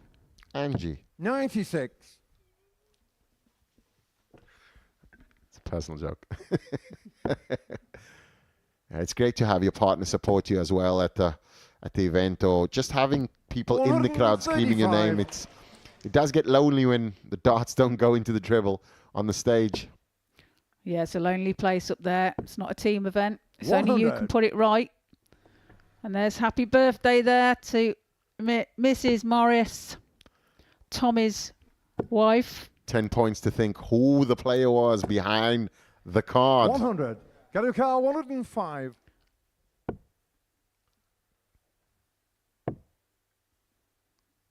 There we see him as Steve West. 45. Local to Portsmouth. Daniel Carr, 84. Absolute legend on the stage. So 84 now for Danny.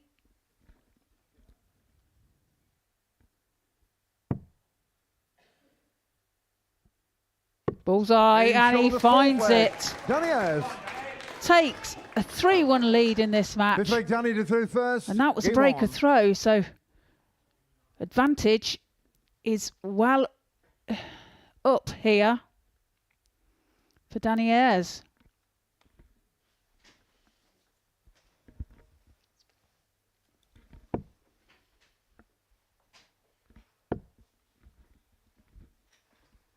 $85. Danny Ayres knows now that he's one leg away from making the semi-final on debut. 57. And for anybody making a debut and coming to Modus Super Series, you know how difficult that is. Yeah, it's really hard, and you know, it's about finding your feet, isn't it? The first time that you're here, it's about 42. taking all the surroundings in. It's about enjoying yourself up there on the stage, and just taking the whole thing in, and so that when the next time that you come, you know, you're a bit more informed about it, and so therefore you'll be a bit more settled. It's a lot of moving parts and 61. interviews, and it's the perfect platform to develop your career and just understand what it's like to be a 44. professional dart player. Steve West, there he is, clean shaven, great haircut, handsome brother.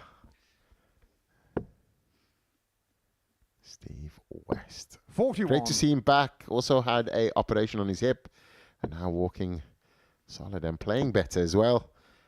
Gary Yer on the ropes. He's one leg away from finding himself in loads of trouble. Danny Ayres knows he just needs to put in a massive, massive leg. Just 12 darter, and that would, and as you can see there, that expression, you can tell that it's playing on his mind. He knows that I just need to play well just for one leg, just one more leg. 42.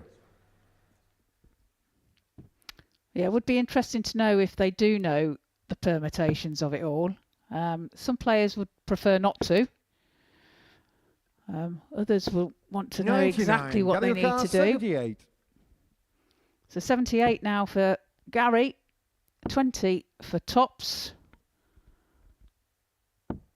Gets his second leg on the board in this match. But trails by 3 legs to 2. Another break-up throw there from Gary. Game on. So far, it's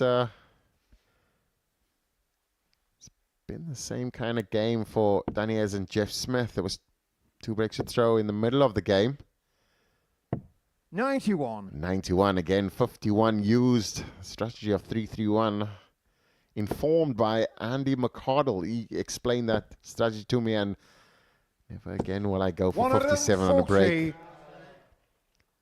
It will certainly leave you. You only need to hit 4 trebles. It will leave you on 3-3-1. 100. And you're only using 3 trebles. It's treble 18, treble 17, and treble 20. And that's a bit of dartboard maths for you there. But Danny Ayres a bit of trouble now.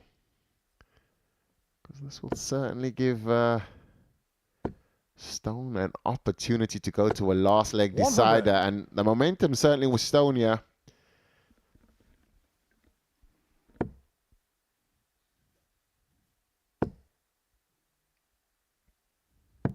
$77. Well, he does manage to find the treble 19 with his last start.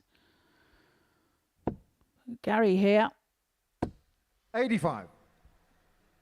Just slips into the 5. Slight deflection there, and that's all it needed to deflect into that 5 segment. He finds another treble there, and that's great darts. Will he go for the champagne shot?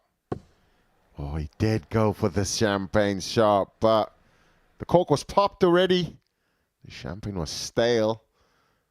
All he's going to have to do is just be a bystander and watch Danny Ayres potentially qualify for the semi-finals.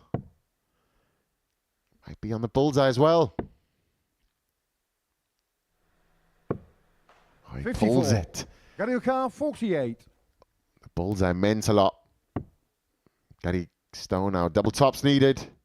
Favoured double tops. 8. And rushed. Danny O'Carr, 33.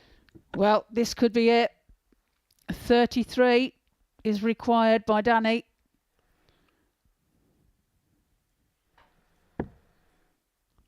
So double 16 for the match. And he finds it. It's a 4-2 victory. And that means that Danny goes into the semi-finals.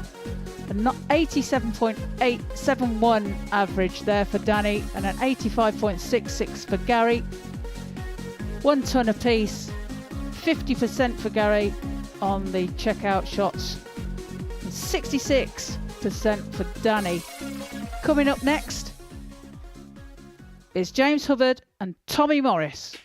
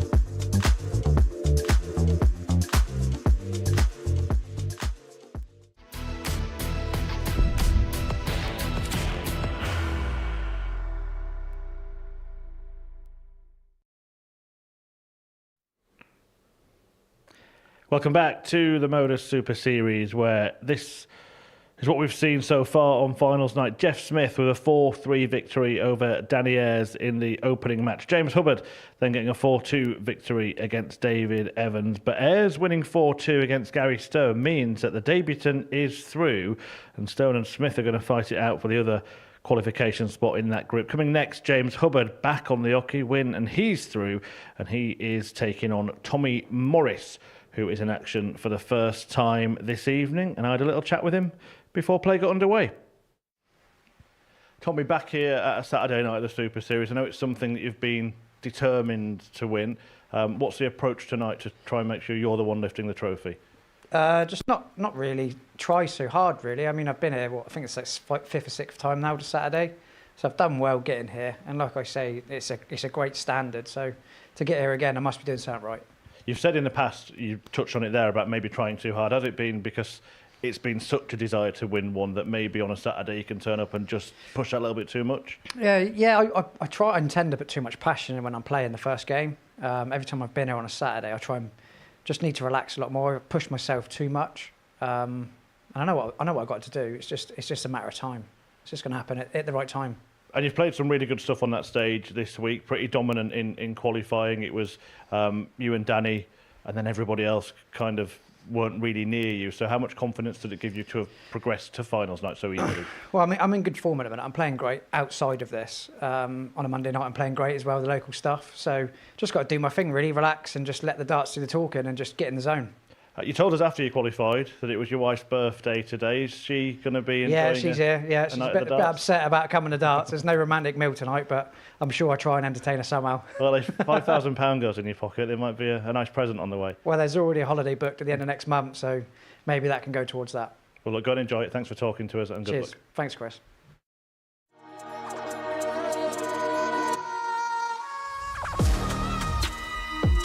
Become the favourite to win this game. What a visit that is from Tommy Morris. Double 9. 2 10s. To wrap it up. And finds the double 18. And he'll be even more bothered now, Tommy Morris.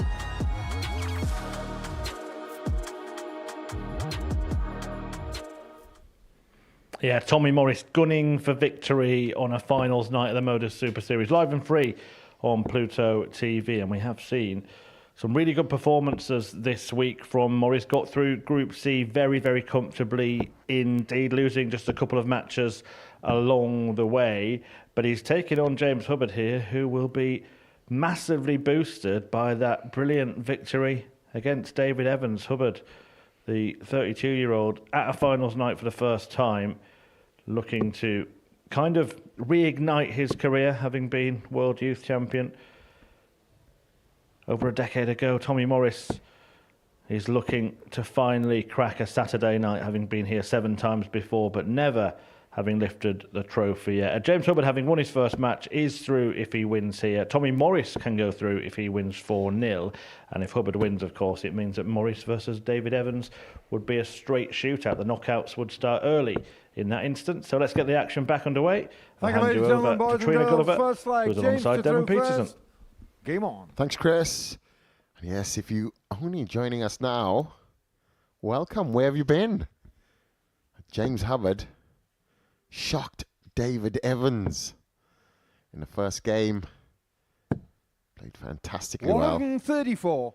And now, he needs to... Any win here from James Hubbard 100. will see him into the semi-finals. His first time of asking on a Saturday. But Tommy Morris certainly not going to get rolled over and make sure he finds himself also in the semi-finals. 96. It's Tommy's first game of this evening. 95. So he'll be keen to get off to a good start here. I feel as though when Hubbard finds that first treble with his first dart, just screams 180. I think Paul Hinks was ready to scream after the first dart, but this now 96. It's a fantastic display of scoring power here from James Hubbard. How much confidence did that first victory give him? 11 darter. Needs a 12 double tops. Finds the double tops and that will give it even more confidence. Hubbard is playing, and especially on the anniversary, 12-year anniversary of him lifting the PDC World Youth Championship, which he played against a guy you might know, Michael Van Gerwen. Don't know what he's doing these days. He's a dustman, isn't he? No, that's Dustin Straver. But yeah, I mean, it's 12 years on the anniversary, and just be reliving those moments on that stage today. Yeah. Well, he showed some quality darts there. A 12 darter to start off his campaign in this match.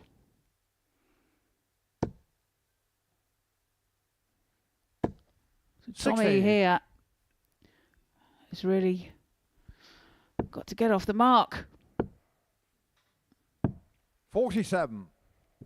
Of course, James has got a little bit of advantage, I would say, as this is his second match of the evening. So he's already experienced the crowd before Tommy has, which can make a bit of a difference. Definitely. Saturdays are different, especially if you play second. If you play first and you get the victory, there's a lot more pressure that comes off.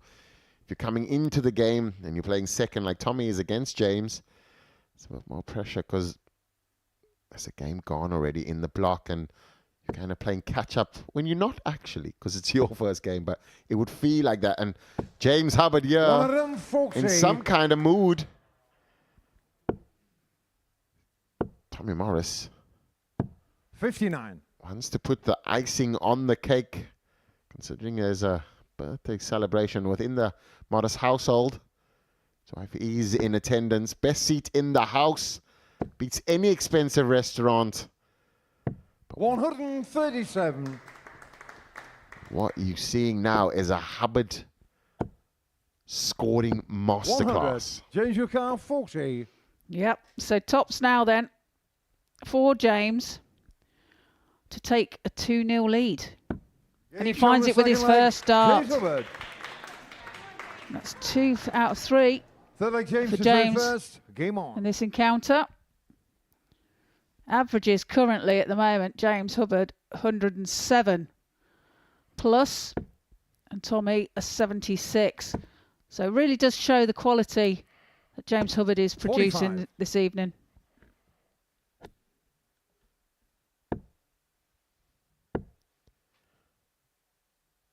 Tommy Morris said himself, he admitted 81. that when it comes to Saturday, he tries too hard, and you feel as though psychologically you might be thinking the exact same, like I'm trying too hard, but it's just being outscored and outplayed in that first 2 legs by James Hubbard, and doesn't have a lot that he has to worry about except those stray darts. Because his second and third dart is quick. That first dart has a major impact on his scoring ability. Yeah, he's a very, very fast thrower. It's hard to keep up with him sometimes when you're in the commentary box, and the cameraman struggles at times as well.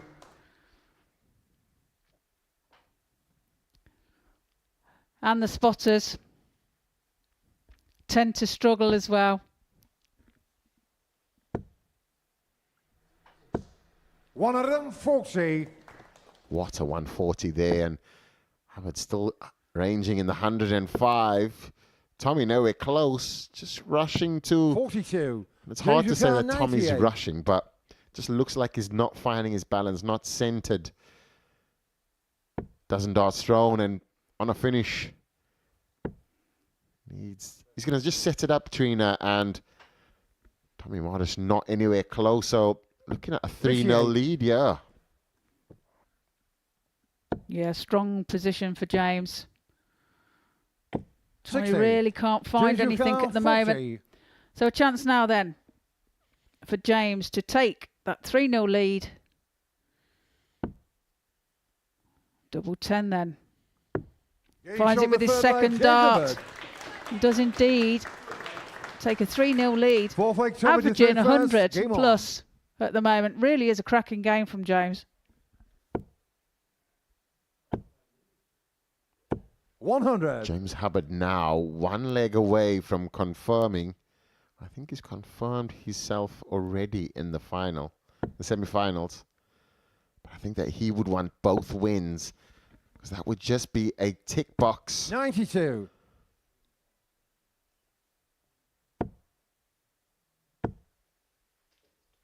$40.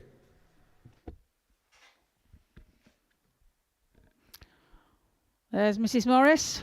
Happy birthday.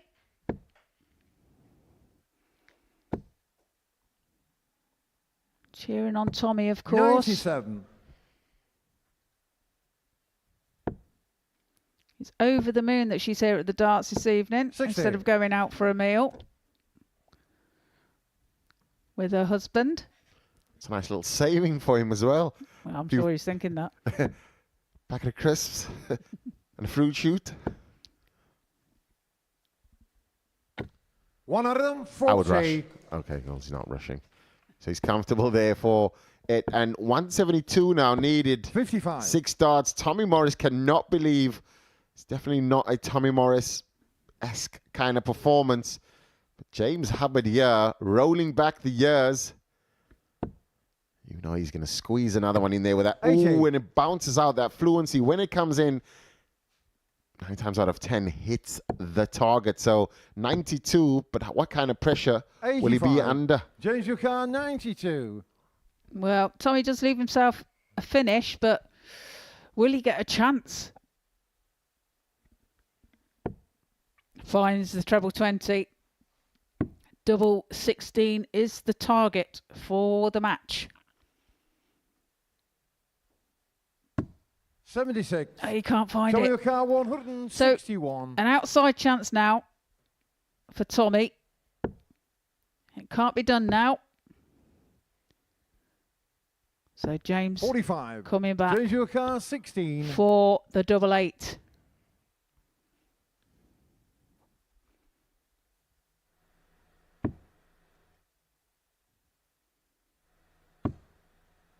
Double 4 then for a 4-0 victory.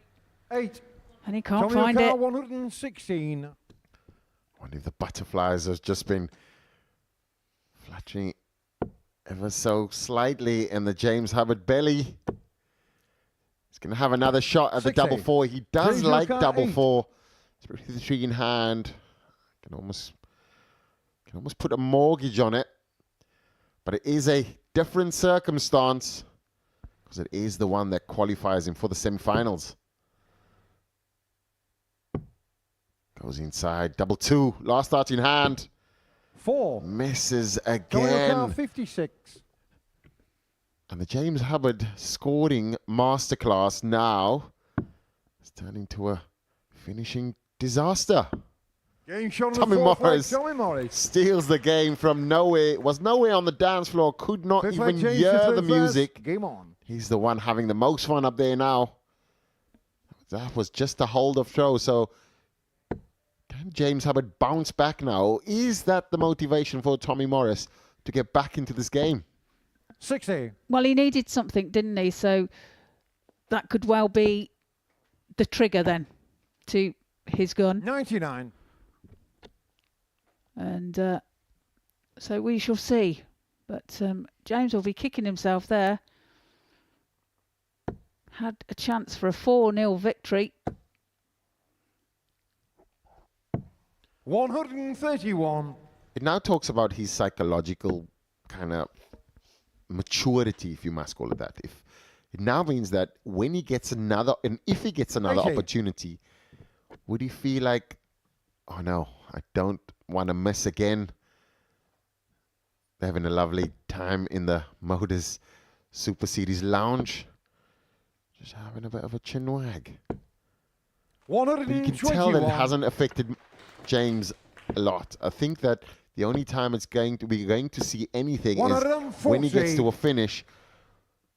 Would he have just brushed it off, throw that leg away in his head, just focusing on getting to the semi-finals?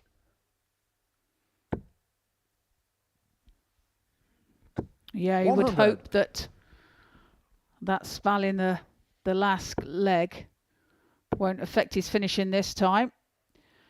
We will see. 100. James Ricard, 89. As he comes back for 89. So treble 19 is the target.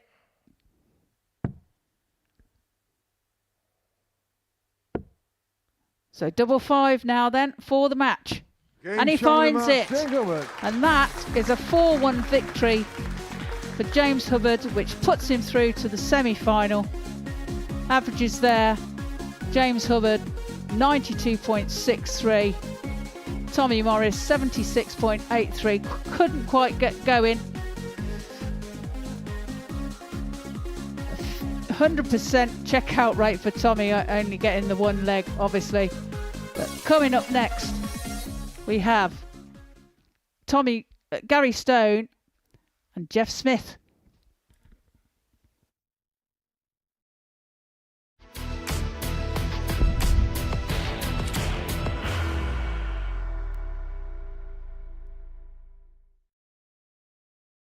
Are you ready to lift that trophy, Darius? Yes. Let's do it then. Ladies and gentlemen, your Modus Super Series 9 champion is Lucky D, Darius Lewandowski!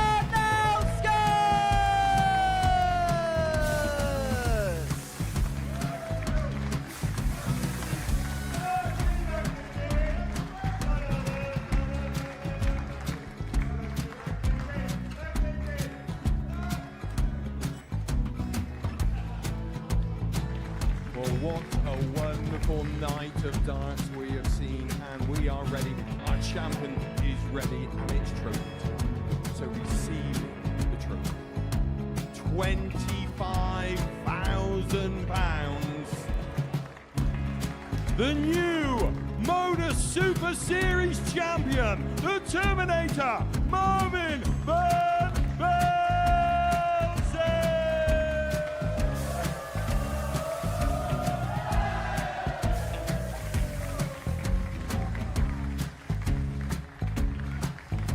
And one more time, the 8th Modus Super Series champion, the Terminator, Marvin Van Velzen.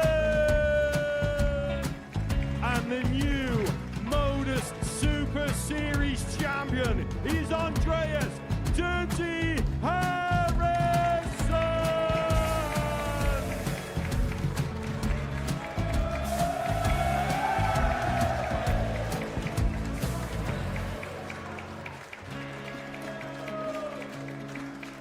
And one more time, the 7th Modus Super Series champion. Give it up for Andreas Dirty Harrison.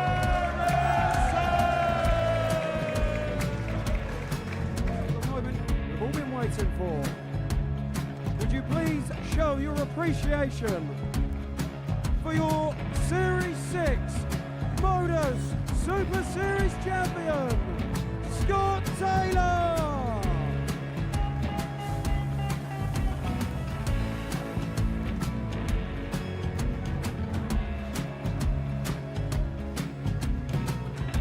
One more time, your new Modus Super Series champion. He is Chucky. He is Jim McEwen. Ladies and gentlemen, your Modus Super Series champion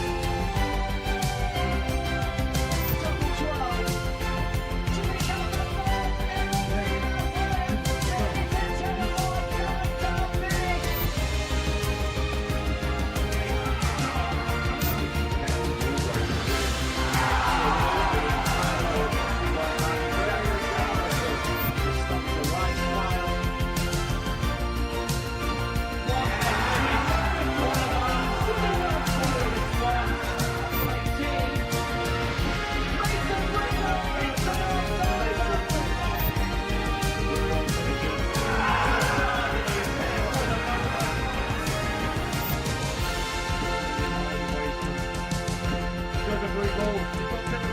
He's got 3. Wow, will be never that.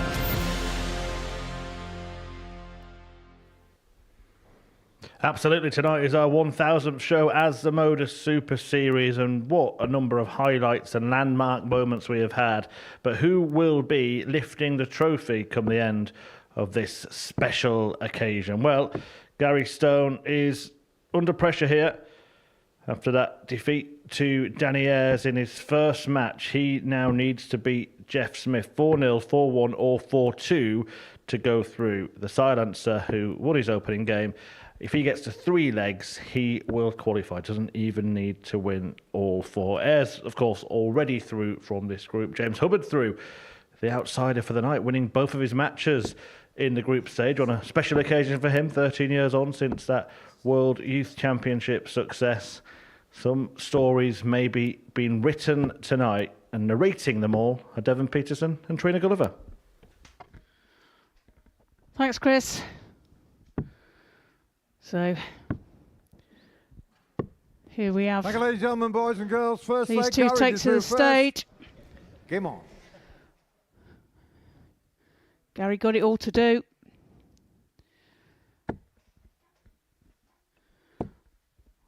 One of them, 40. Well, starts off well. 140 there. 44. I think Gary likes to be in this position. I do think he does like to be in this position where backs up against the wall, it's sink or 77. swim. And he's going to be flapping those arms and kicking those legs.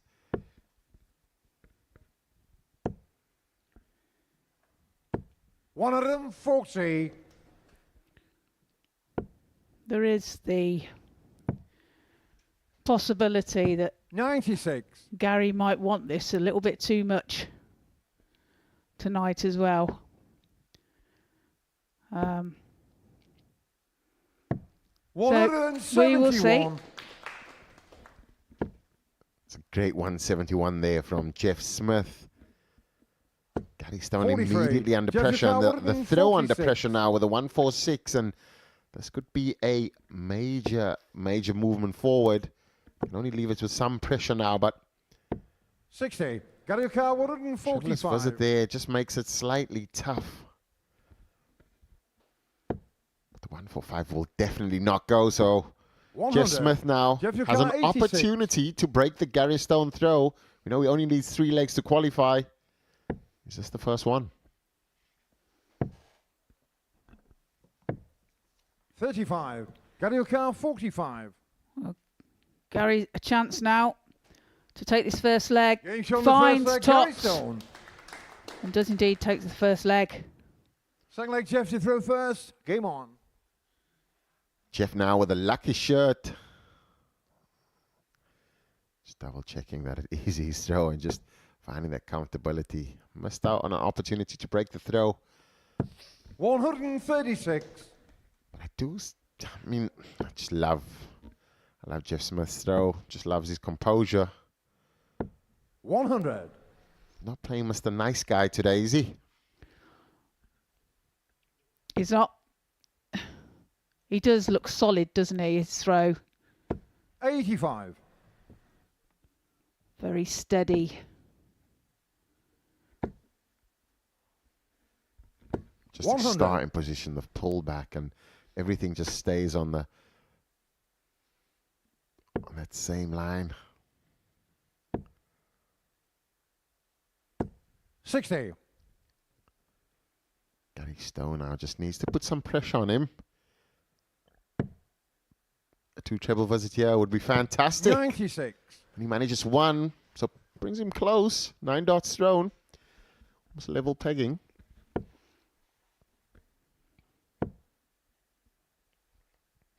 $60. Well, Jeff can't find a treble there, but he does leave himself a finish. Although be it a big one.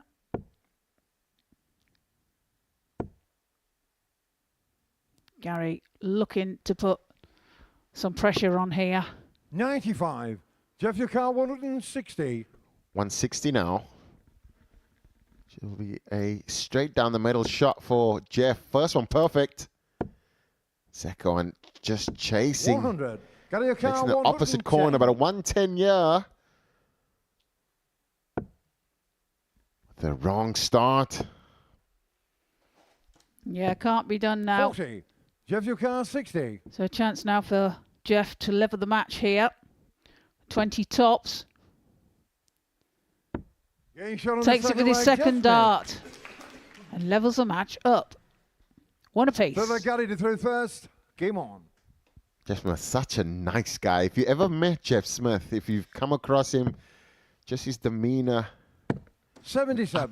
Absolute ambassador for Canada Darts, and just he's wearing the triple 20 dart shoes as well, and dart shoes specifically made 48. for dart players. Do love them myself. Very comfortable, sleek, sexy. So going along with that 60 41. hairstyle and the sexy shirt, there we see a triple 20 dart shoes. It is a premium quality shoe. Do they make them with heels, Devon? 100. For the ladies. So they are a unisex pair, though. So I mean, we can change the color. There is red, white, blue. 140. You know, full leather. Actually, the reason or the critical design on it is not just the edges of how it faces the oki, but it's the biggest part 99. of it. It's full flat surface at the bottom. So you constantly, there's no movement. It's solid. That's a real little trick there. Love the brand. 134. Love the shoe. Love Jeff Smith. What's there not to like? He's a gentleman. He's an absolute gentleman, is Jeff. 134. Got A great shot there. Bye, Jeff. Treble 18's a shot. Finds it. Double 18. Gary Stone. He goes 2-1 up in this Fourth leg match. Jeff to first. Game on.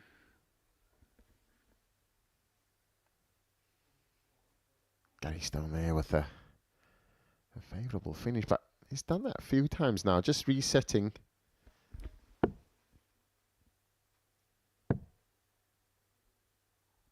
$96. 96 now.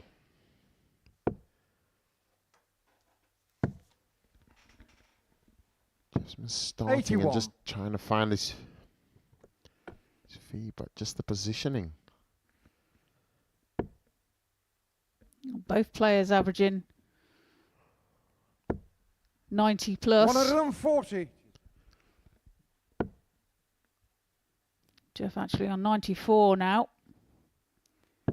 46. I spoke to Gary earlier on, and he said his performance yesterday, he just felt so tense. He could not relax. And as a player, when you're on stage, it is a challenge to relax. 95.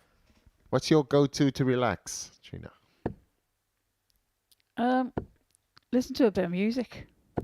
100. Is But my a thing. bit of AC/DC. Oh no, not that. I can't be doing with Dirk Van him. Dirk van Dijvenbode. But oof, oof. 58. He does not No. dance anymore, no. 112 here left for Smith. So Stone, a far way behind. He's definitely not a stone throw away. 58.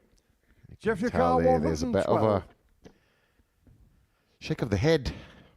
Not happy at all. But the 112 targeting his favorite 36. 52. Only managing 52. A 180 year would throw the cat amongst the pigeons. Not going to get it. 58. Jeff Yakar, Very 60. high on the drop there. 60 for the shot to level up.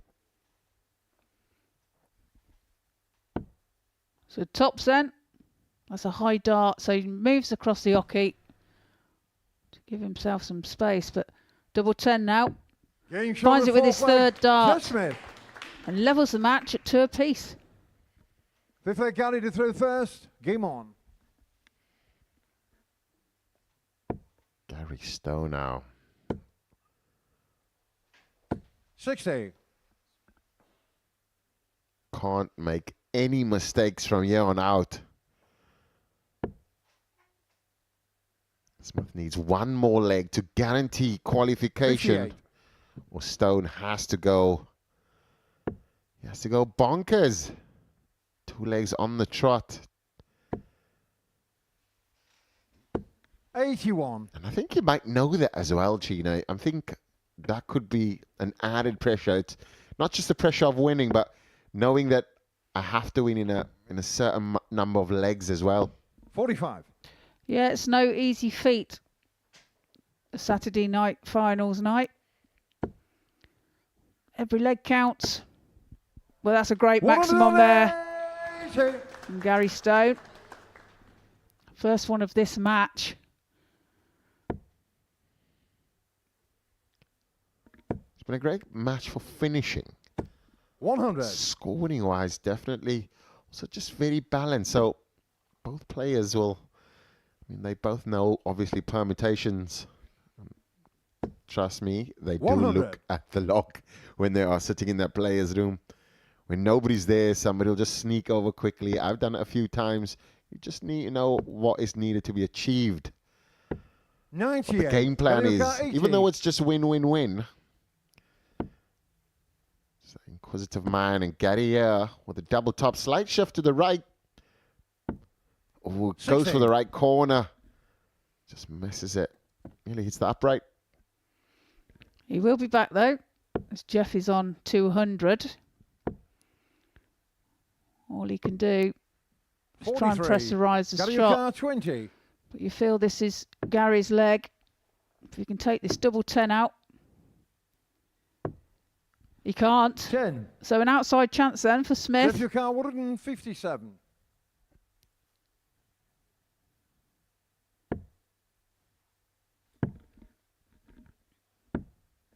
$60. Gary, your car 10. Double 5 for Gary to stay in this on match. the fifth leg, Gary Stone. Leads by 6 3 leg, legs Jeff to throw 2. First. Game on. And it's Smith starts.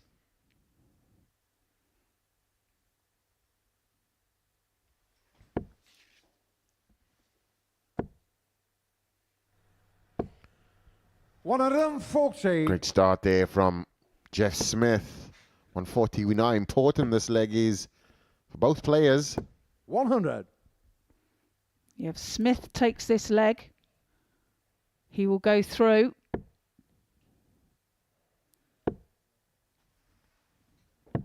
$57.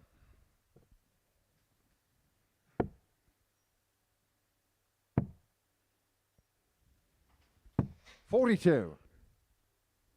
42 there. And Spotter's doing a great job. Just watching the eyes. And that's a real specialist 93. job. You have to. It's all of the team doing all of the work behind the scenes, making sure the production is as 99. sexy as it is. And Pluto TV, stream now, pay never. The Modus Super Series final, Week 1, Series 11.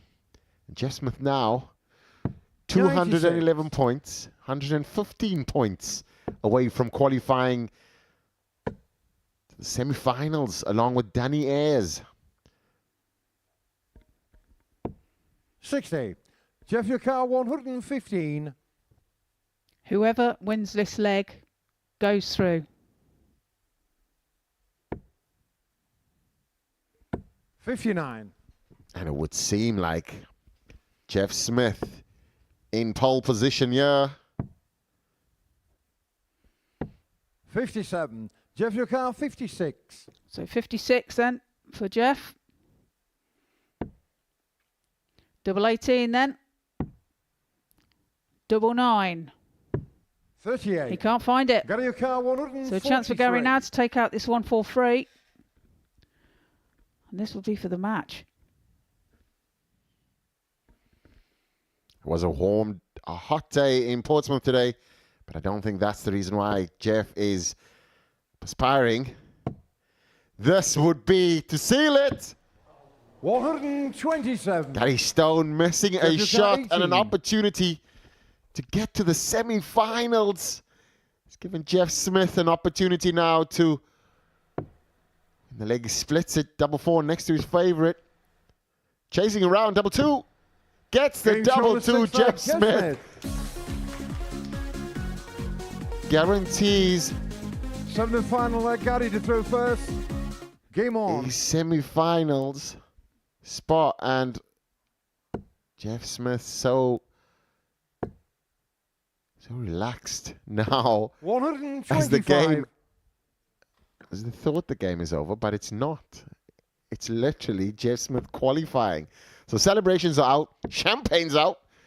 Jeff Smith makes the semi-finals. Gary Stone misses a last dart in hand for a 1-4-3 on the double 16 to book him a space. Semi-finals on week 1. Now Jeff Smith can just take his time, regardless of what happens now. Himself and Danny Ayres are 58. through.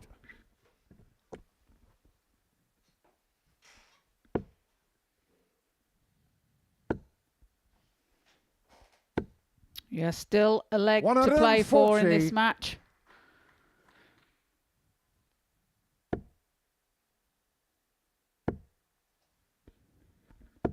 $100.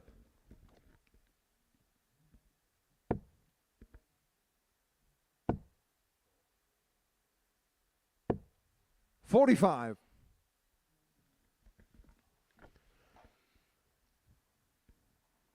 So Gary does leave himself a finish. 58. Gary, a car 131.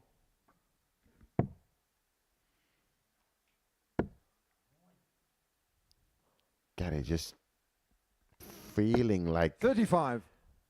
it's just not all, but he's not been huffing and puffing. You can see the perspective has changed. You can see everything, and I think he needs to get used to it, because it's not what his natural reaction would be. It's not the Gary Stone 85. we know, or Gary it's the Gary Stone of old. 96 now.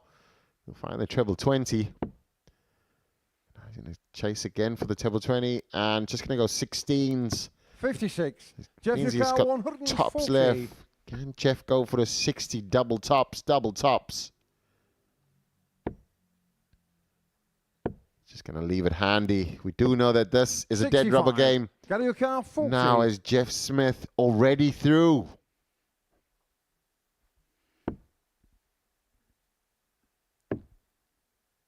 Double 10 then.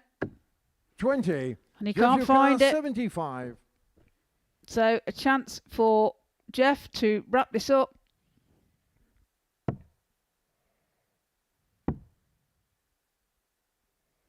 Game shot in the match, Jeff Smith. Jeff Smith there with a 4-3 victory.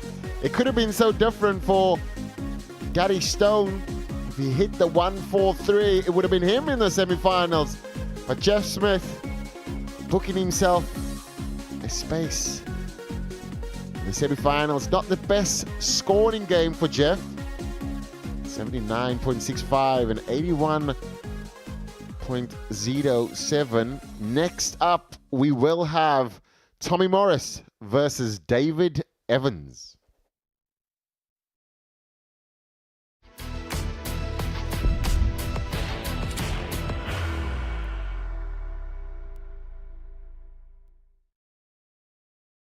Are you ready to lift that trophy, Darius? Yeah. Let's do it then. Ladies and gentlemen, your Modus Super Series 9 champion is Lucky D, Darius Labanowski!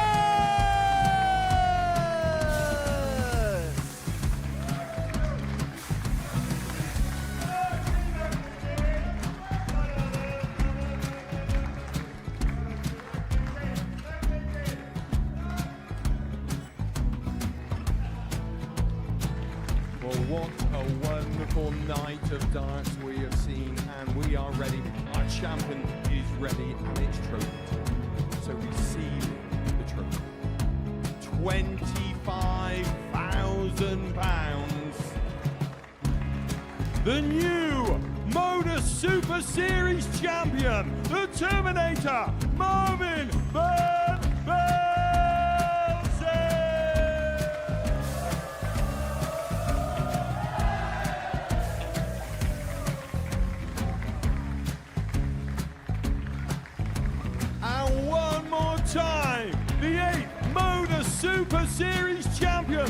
Terminator, Marvin Van Velzen. And the new Modus Super Series champion is Andreas Dirty Harrison.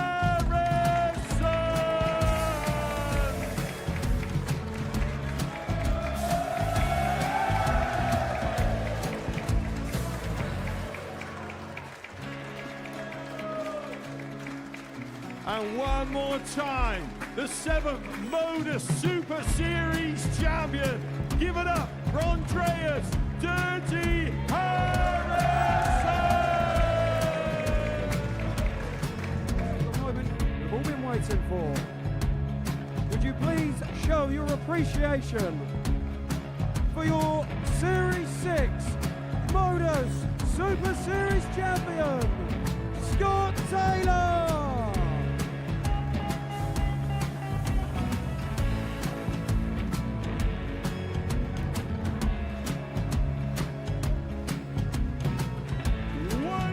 Time, your new Modus Super Series champion. He is Chucky. He is Jim McEwen. Ladies and gentlemen, your Modus Super Series champion, retaining his title, the Luke Lidlow.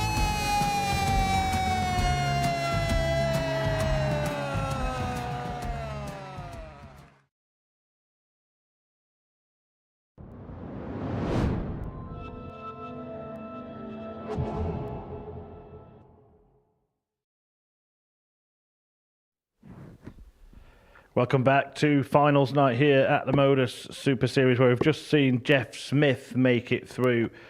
Tommy Morris is hoping to do the same here. He is about to do battle by himself, seemingly. No, he's going to take on David Evans. The winner of this match between Evans and Morris will go through as second place in Group 2 and take on Jeff Smith in the first semi-final. But David Evans is making Tommy Morris wait, maybe Steve West's going to stand in for him. There he was in the background there. A good friend of Tommy Morris, actually, supporting him. But strange occurrences here. We've got some great minds in commentary box. And the question is, Trina and Devon, are we seeing a few mind games before this crunch clash? Strategic. David Evans there with a delay tactic. He has turned up. I think what they said is he just had to comb his hair. He wanted to make sure that he is looking his ultimate best for the Pluto TV streamers. The ones that are streaming now but not paying ever. And now we got Tommy Morris and David Evans, and this is a straight shootout. And the winner here will play against Jeff Smith. We've just seen conquer Gary Stone, and could have been so different with a 1-4-3 missed by Gary Stone. Trina, if you had 20p, who's your money on? Well, I'm not a bit optimistic. I'm sitting on the fence. And if he's gone to brush his hair, he's missed a bit. What, the whole bit? Yeah. Thank you, ladies and gentlemen, boys and girls. First leg, Tommy to through first. Game on. Tommy did not find any rhythm, any form, anything in the game against James Hubbard, and he wants to correct that. 100. Obviously, we know, as we've mentioned early on, he wants to put the icing on his cake. His wife's in the building, and it's her birthday. But David Evans, yeah, wanting to spoil the party. He starts off with a cracker. Maximum. We're not going to mention what could happen next. 140. Both players off to a great start, Trina. Yes, indeed they are. So, dare we say it? Well, we can now. No words are coming out of my mouth. Chris Murphy, step away from the mic. 85. So this one 4-1. 41.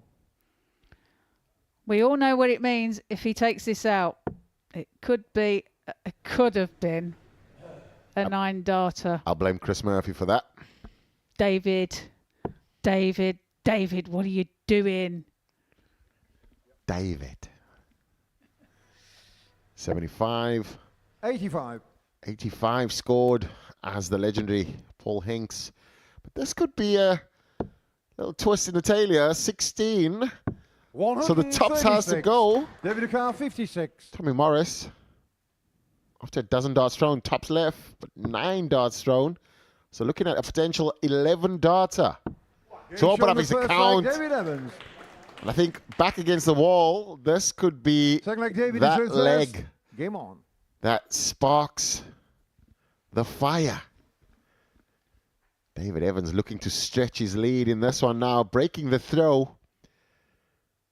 This is a straight shootout again. So whoever wins will be facing Jeff 96. Smith.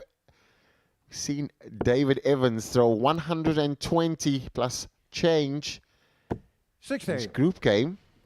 Could he go better this time?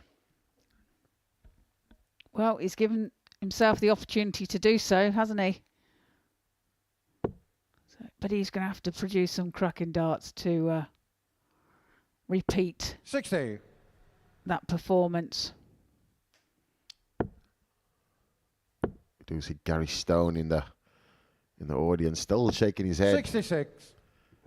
What a competitor he has been. There's a young fan in the front as well. He's got a Luke the Nuke shirt on. There he is, you see him getting ready. 140. He's armed with his sign. And on that table as well, 100. I do see a very cute poster there of a South African player named Devin Peterson. 130. Oh, we'll have to have a look at that.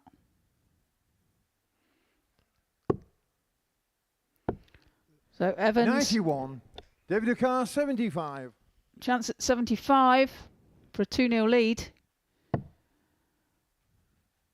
Single 18's the shot. Tops then. 35. Can't find it, but he will be back. As Tommy is back on 184.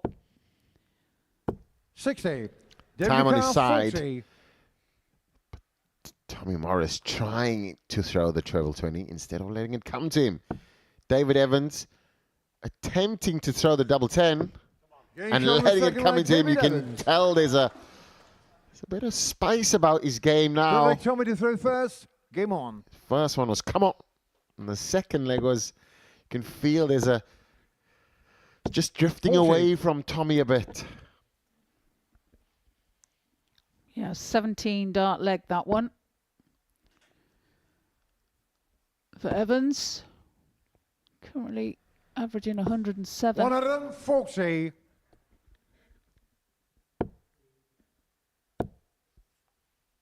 $85. When you're managing 85 and you feel as though a break of the Tommy Morris throw now would hurt him, considering he's not found any form, not found 57. any, just so quick punching through the throw. 40. Struggling mentally, just can't shake it off. He doesn't know what he's doing wrong. You've seen him perform so well through the week. Come Saturday, we did say that doesn't turn up, but that is a 180 on a pinhead. Yeah, that's his third 180 of this match. 80. David Carr, 124. He's really putting in a great performance here.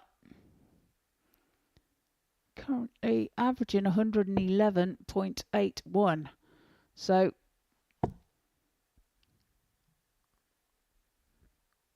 84. Showing some great scoring power here. 44. David Carr, 40. David Evans now, dozen darts thrown, double tops the target, and a break of throw. Needs a double 10. Ooh, chasing. Will he bust now? It would be the smart thing to do. It is a smart thing to do. It's going to affect his average, but averages do not count. All he wants to do is get to the semi-finals. 135. David Carr, 40. Yeah, averages do not win games. Just give you an indication of your performance. Although it's really nice to get big averages. So double 10 then. 20. You hear him shout Tommy there, Carr, rubbish. 77. Gives Tommy a chance at this 77. So double 10 then. For Tommy to get his first leg on the board. Game shot And he finds it with his third dart. Sneaks it in over the top of the other dart. Fourth leg, David, to throw first. And he's so keen, he thought it was his throw. David with 6 darts there at the double tops. Tommy was nowhere in the frame. Slight little sniff of a chance. Tommy takes it out. 40. David Evans so far scoring well. 3 180s in this game. But the biggest 85. The biggest fact on his score sheet here is 2 out of 9. 140. And that is exactly what David Evans can do. Scoring for show. He does that easily. 140. The Achilles heel is the doubling. It's the doubles for the dough. That's perfect. In the middle. Treble 20 bed is screaming, stop. 140. Leaves himself 81 after 9. Another 60. cracking leg David here Carr, from 81. David Evans. Treble 19's the target. Treble 10. Not to be this time, 41. so he sets it up. Leaves himself tops. And he will be back. 100. David Carr, 100. 40. Tommy Morris just lurking. He missed 6 at the target early on. Now 7 missed starts. 8. Can he stop the rot? He does. David Evans. 3-1 now. Fifth leg, Tommy to Tommy throw Morris. first. Game on. Your throw. Advantage Evans.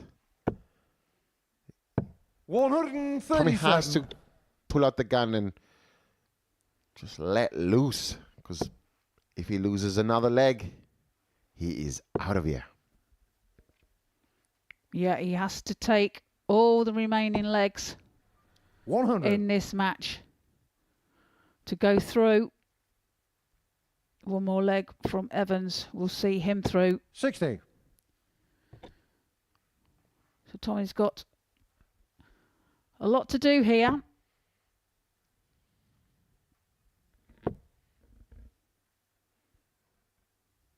$97. David Evans finds the 97, but when 19s, if he hit the 59 there, it would have left him on a 3-4-2, which would have not given him a chance on. If he threw on 80, he wouldn't have been able to leave a finish. And that's why the treble 17 is so important. But Tommy Morris here could throw 180. 125. Check his score before we win. And this would hurt. This would hurt.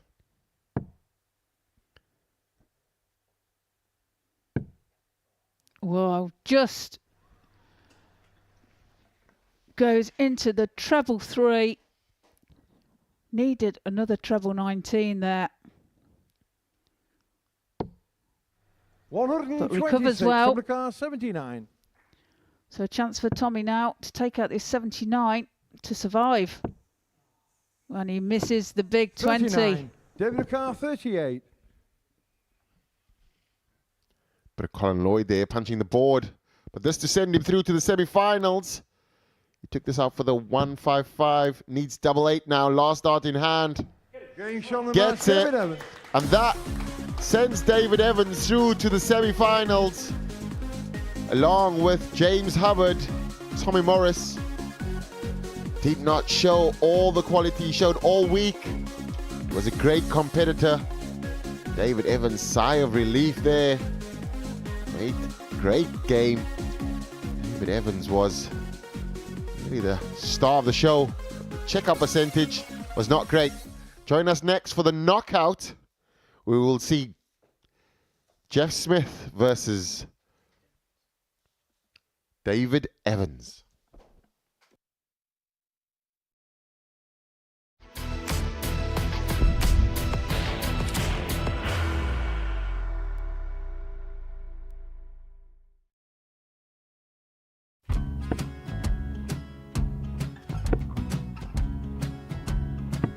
$54. Charlie McGuire, 164.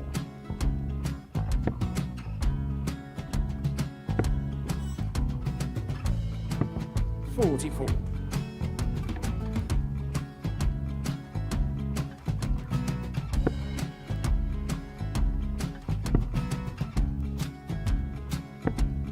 $32. Charlie required 120.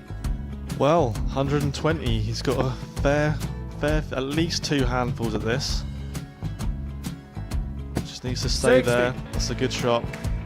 Halves his score. Leaves himself on a 2-darter.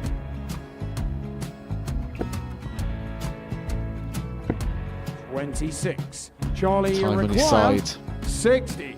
to become back-to-back singles champion.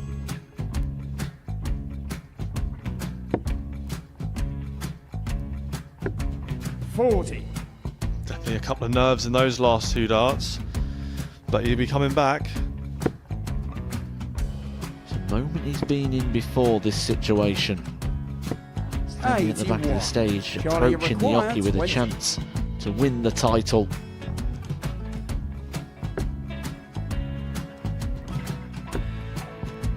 He did this to win the first title, if you remember. 11. I think he's gone. Georgia I think require he's gone to 180. bust it, maybe. The first title he won, he wanted 20. He went 6-7-7 to win it. He had a chance to replicate it again. Yeah, I get the feeling that was for a bust, and 39. on that situation there, George Scaife wasn't even able to take it out going to the 18s on that switch. Yeah, I think he just panicked a bit, but he's done well to get that big one. Sometimes can be the hardest part. Georgia requires This is it. 79. It's got to be 19s. It's got to be 19s for this shot. Big 20 and a double. He's got the first one. He's going to get a match dart here.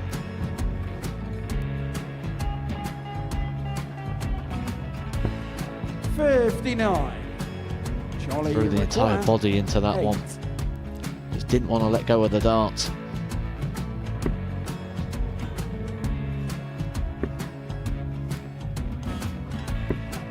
No score. He's given George a chance. Georgia require 20. I think George has been quite good on double 10 today.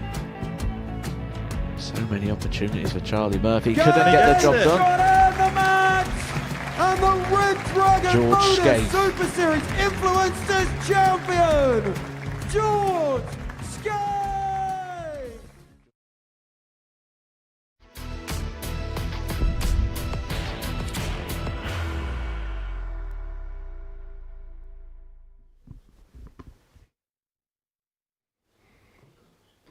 Yeah, it's been an interesting evening here at the Live Lounge in Portsmouth. This is what's happened. Jeff Smith opened with a 4-3 win against Danny Ayres in Group 1. Ayres, though, beat Gary Stone 4-2 to put himself through. Before that, James Hubbard had kind of shocked David Evans with a 4-2 victory. He followed it up with a 4-1 win over Tommy Morris to book his place in the semi-finals. Then Smith got the win he needed over Stone to go through, and Evans put things right by beating Tommy Morris. So the semi-finals are now set. Jeff Smith is going to take on David Evans in the first, James Hubbard against Danny Ayres in the second. And, well, just looking at the fixtures there, the way it's fallen, we're kind of going to get what you might regard as a surprise finalist, Trina, not based on what we've seen tonight, but at the start of the week, it's a debutant in Danny Ayres and James Hubbard, who's kind of on the comeback trail. One of them's going to be in the final. Yeah, and they've both played very well tonight. So, Yeah, it's looking like you said, as the draw's gone. Yes, two players that unfortunately one of them's going to go out. Two big hitters in the other one as well, Jeff Smith and David Evans. I want to start with David Evans because the kind of night has almost typified his week, hasn't it? It was a slower start, but then started producing some big stuff in that win against Tommy Morris. Yeah, I feel as though the early on it was just tension against James Hubbard, and you could see that he was trying to find his way instead of just let the game come to him. When he played against Tommy Morris, he kind of took it by the scruff of the neck and go, I'm going to be David Evans and I'm going to show you exactly why I am the very best right now. Threatened a 9-darter as well. We've not had one on a Saturday yet. There's still time. Yeah, there's still time. But yes, a very good effort. And it would have been nice, wouldn't it? Absolutely would. Speaking of good efforts, James Hubbard, Devon, absolutely brilliant, winning both of his matches. He spoke about how he didn't think he'd played well in the group. It had been a real battle. But he seemed to be the player that's adapted to tonight the best. Yeah, and I think that it's fitting that it's on the anniversary of 12 years of winning the PDC World Youth Championship. But I think that he's just reliving those moments, and that belief that he was lacking at the start of his campaign, he's now achieved that, because there's been a few times that he was on the stage, he's feeling success, and so far every single day he's won 2 games. Now he's going to need to win 3 and 4 games. So let's see. I mean, I'm glad that he's in the knockout. So it meant that the Saturday that he turned up for, it was a great achievement, but it didn't stop there. So now it just continues to tick boxes, and the belief continues to grow. The most dramatic part of the evening, that match really between Jeff Smith and Gary Stone. Smith needed to get to 3 legs, and we got to this point. Whoever won this leg would win the match, and both players had opportunities, Trina. Yeah, they did, and they probably knew the scenario as well, and which put the pressure on. And yeah, it was a very tense leg. It absolutely was, and Gary Stone almost managed to do it in style here, Devon. Just talk us through what's going through a dart player's head when this big finish is in front of them and they almost get it.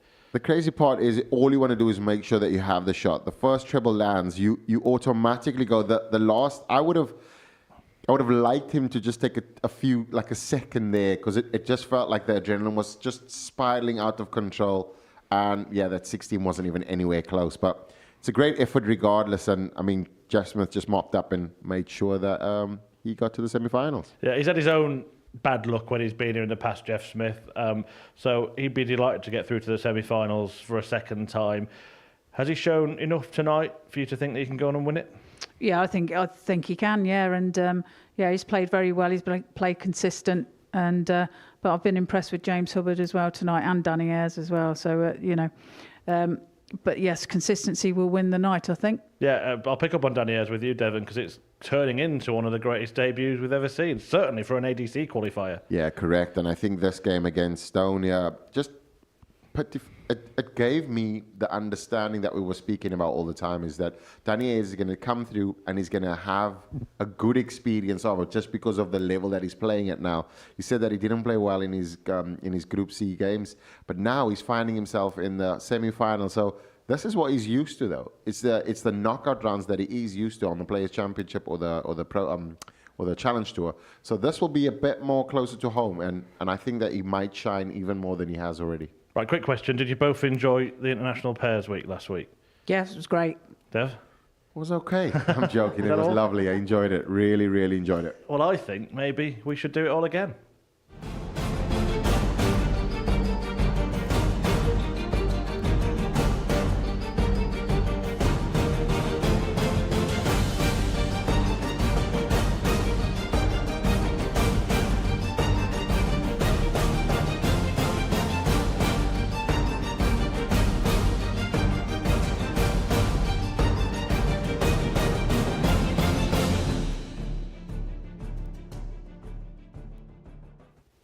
Yeah, end of August, we are going to have the second International Pairs Week after the first one really was a fantastic success. Team Netherlands winning in the end.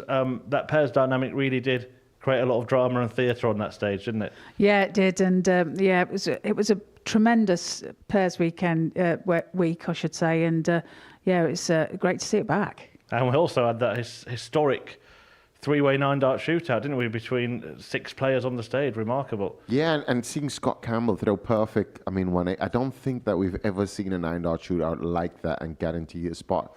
But you look at all of the dynamic of having the pairs and just on the Modus Super Series stage, you guys have definitely landed on a gold mine there. Yeah, it's been really good fun, and people have been clamouring to be involved in the next one, and we can now reveal the first team officially that will be playing in it. We're going to confirm all of the teams over the course of this series, but Canada will be the first one. A different team, weren't in the last one. Jeff Smith and Dawson Michelle, an interesting story, making a return to darts.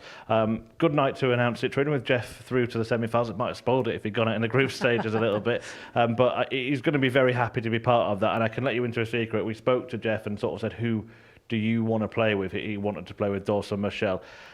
A team captain, he brings experience, doesn't he, Jeff? Yeah, absolutely. You know, he's got vast loads of experience, and with him being comfortable there playing with Dawson, then that's going to be a great team. Yeah, Dawson may bring plenty to the party as well. A young, aggressive player. You'll have seen him on the Pro Tour. Many remember him for beating James Wade in a World Series event as well. What does he bring to the party? I think he's step away from the hockey. I mean, a lot of the players become pros and then experience that maybe 2-3 years, go back home, achieve something with studies, and I know that he completed some of his studies, quite intelligent player as well. But hearing him coming back is fantastic. He is a fierce competitor, great player as well.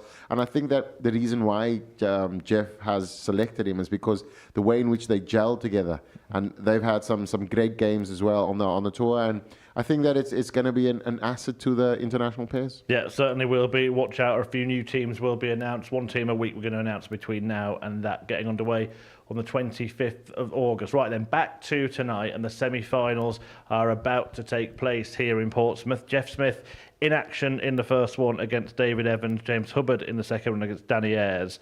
That Smith-Evans match to start with, Devon, what's going to win that game? Because we do know that both players have got really high ceilings. If that comes out for a match, it probably will win it. But based on what you've seen this evening, who's the most likely to lift their level?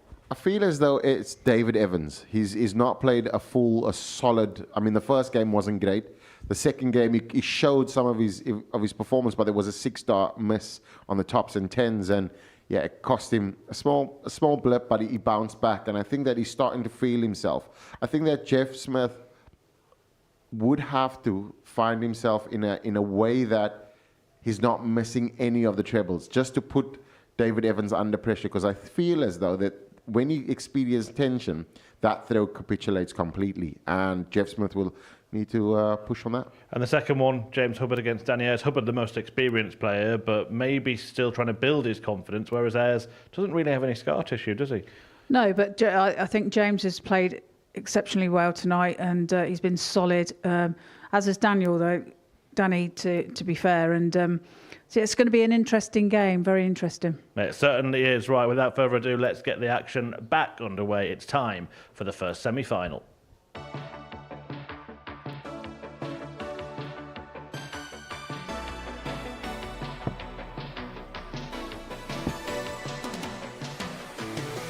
Game showing the match judgment. Just descending through to the semi-finals. Took this out for the 155. Needs 88 now. Last dart in hand. Gets it. Here we go then. Semi-finals getting started, and it is Jeff Smith against David Evans in the first of them. The two more experienced operators. The Canadian ace Smith looking to book his place in the final after that announcement, of course, that he will be returning for the international pairs. And, well, maybe David Evans trying to make a bid for the England team. Who knows if that will get shaken up. But Evans has been producing wonderful stuff. I know that Devon Peterson believes that he's got one of the most beautiful throws in darts. And if it all clicks, then we know we can see some spectacular stuff from him, as we have this week. So the winner of this through to the big money match. Will it be the Canadian conquering his opponent from Preston, or will David Evans make it back-to-back finals and maybe back-to-back Champions Weeks. Back to Trina and Devon. Thank you very much, Chris. And it is the first of the semi-finals. See David Evans just booking his spot. Only a few minutes ago, Jeff Smith had a bit of a break, but Gary Stone had an opportunity. Thank you, ladies and gentlemen, boys and girls. First be in the leg, same Jeff to throw final. first. Game on. Now we're going to see an opportunity to see who's going to find himself in the finals. This is going to be a high-scoring match, though, and it starts off exactly like that. It's both players, great operators, great throw, great technique. David Evans has thrown his 120 average this year, this campaign. Jeff Smith turning on the magic early on. It is the Jeff Smith throw. 6 darts thrown, 181. Trina, so far we've seen Jeff Smith throw 140 and 180. We did say that this was going to be a high scoring match. All Jeff needs to do is pile on the pressure, cause David Evans 64. to make mistakes. Yeah, absolutely. And out of the two of them, you would say that David is the higher scorer of the two. But with Jeff putting the pressure on, as you said, 100. Jeff Car 170. Force David to make these mistakes and Smith take the opportunities to capitalise. 57. So he leaves himself on 60. And this is a comfortable leg for Jeff so far. 100. Jeff Car 60. Snatching to the lower bit of the 20. Jeff Smith goes high, has to step now to the right. Finds it with ease. 100% on the checkouts. Jeff Smith currently averaging 107. First leg only. So that would have meant that he's thrown a 14 darter. Registered a 180 and a 140 in that game. David Evans immediately under it. Can't believe it did not. And there we go. See the nuke shirt. Certainly the little effect in full view. 44. Do you think he's a Bunting fan? I don't think Bunting has a lot of fans. I'm joking. But Stephen Bunting is an absolute amazing, amazing player. Good friend as well. But the little effect 60. is well and truly happening in the world of the sport of darts. It is indeed. 140. And there he is. Eric, give us a wave. I see a South African flag there as well. I think that might be my shirt. Thank you. David's been put off there. I think he heard Trina. I think he heard you, Trina. I think he did. And he's upset. He's got the 180. The maximum comes through.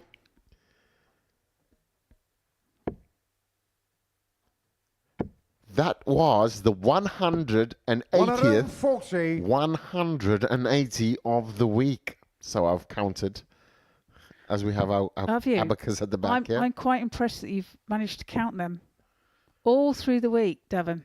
That's dedication for you.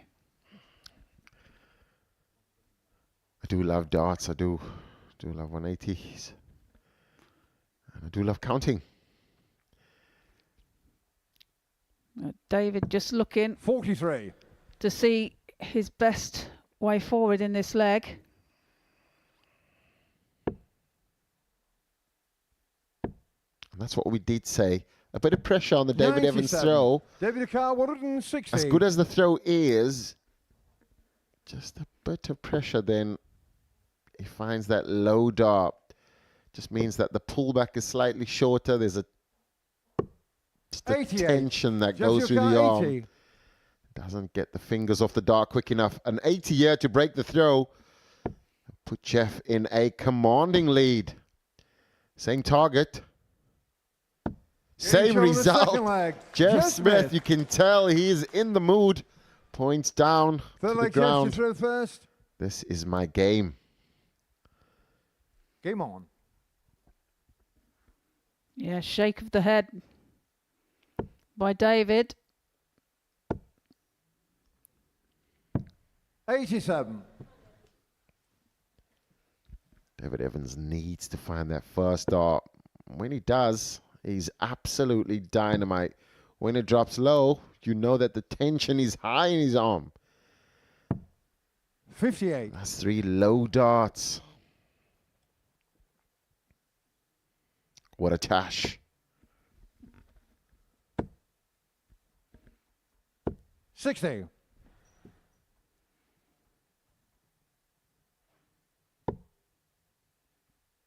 There's that perfect dart for David. 140. It's better darts. Feel as though the break has to come now. Because if it doesn't come now, it would mean that he'll have to have a flawless run of 4 legs. He wanted to leave the big fish.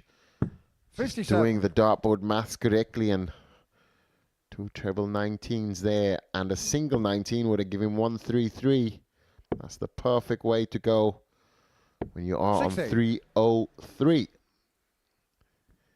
You feel as though now it's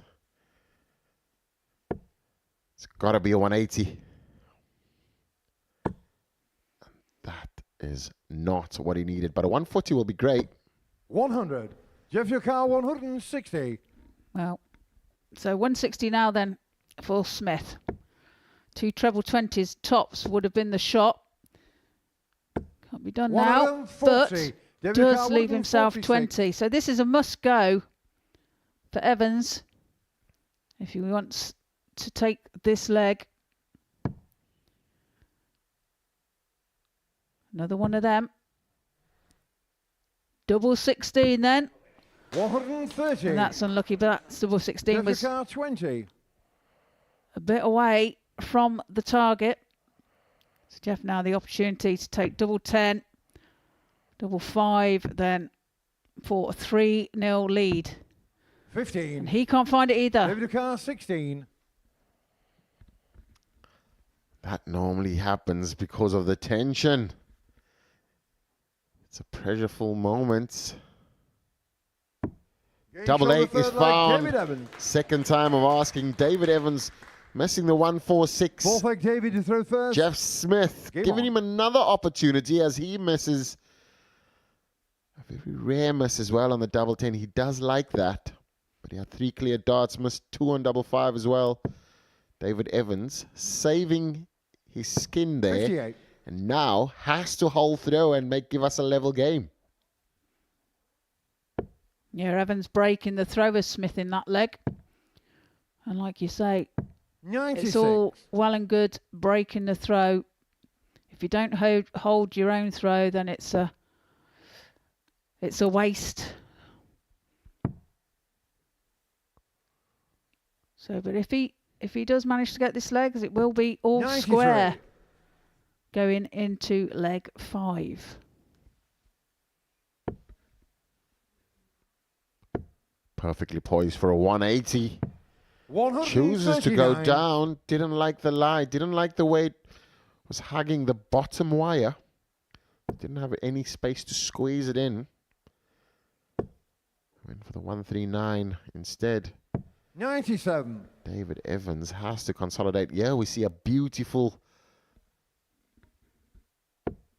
shot of Jeff Smith's shirt. The lucky one, as you said, 96. Trina. Yeah, the other one's in the bin. So Jeff leaving himself a 170. Can David put the pressure on? Needs to find a treble. And he does so with his last start. Jeff Finds a treble 170. 19. But now a chance not to be this time. 46. David O'Carr, 156. So 156 for David.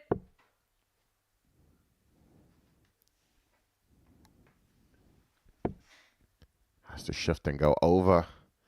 The last start just 60. Jeff O'Carr, pulling it 124. because of the tension just early on. 1 to 4. Treble 14, double 11. Game shot the Finds a 1 2 4 and Jeff Smith, yeah. Fifth leg, Jeff to throw first. So an absolute amazing, a professional performance, Trina. Game on. Absolutely cracking shot there from Jeff Smith. Taking that fourth leg and breaking the throw 140 of David Evans. And really this is a big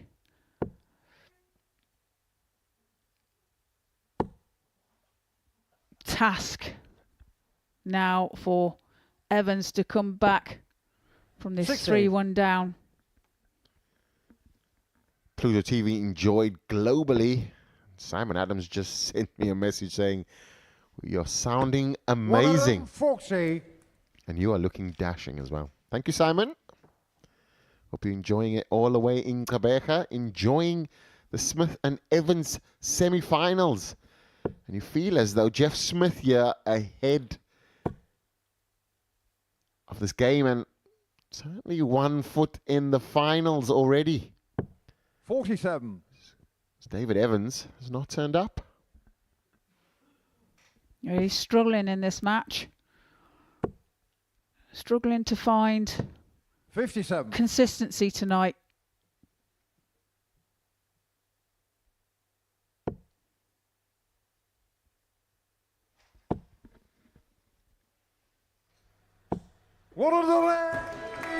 More sarcastic than celebration.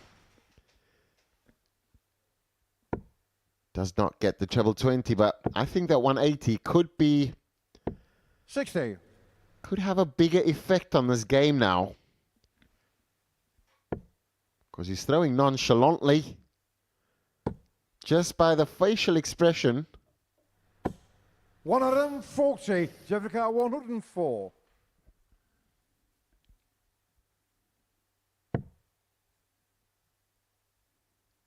Single 17 then for double 18. 68. David O'Carr, 74. 74 for David now. And this is the shot he wants. Double 16 has to shift to the left, looking for the top corner. And this is to stay in the match. Game shot on the fifth leg. Finds it. David Evans. And how important that break-off throw is. That 180 was massive. The 140 to set it. And that 32, yeah. You saw it got the celebration it deserves. But he threw nonchalantly, though. It felt like he gave up, but was that the bluff? 59. It seems more relaxed, and now he needs to keep that going. He was, he was flowing then, and just hope he can keep that going in this leg to level the match. But it was a great break of throw, and again he has to hold here to give himself a chance in the final leg of the match. And there is Danielle, David's wife. 57. Feel as though David has to go into that nonchalant approach to the board again. It's just, that is where he wants to be. Same throw. 80. Bounce out. Cannot believe his luck. Jeff Smith just kind of almost, I don't think it was even whisper, just mouthing the word, "This is terrible." Considering 100. Throwing a 95 average.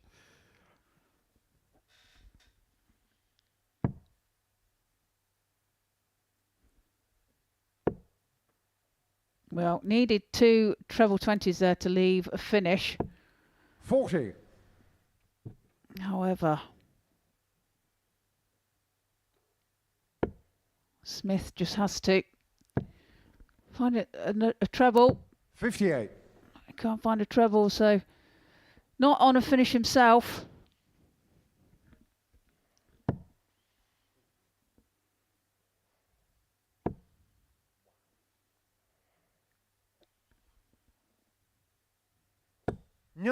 Finds the treble with his last start to give himself a shot at 164, and he will have a shot at that. 100. David Dakar 164. Solid. So this is a must for David, as you feel that the 86 will go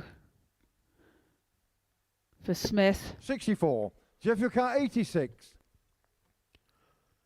Is this Jeff Smith's chance to book himself a spot into the finals? 54. Does not David Dakar get 100. it, and it's the 3rd time of asking. So a chance now for David to take out this ton. Treble 20 required. It's still on. It's 85 left.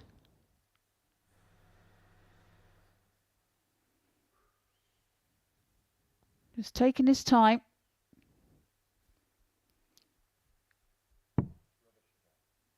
Well, treble 19, double 14 would have 44. been the shot. Jeff Dakar 32. But a chance now for Jeff to book his place in the final.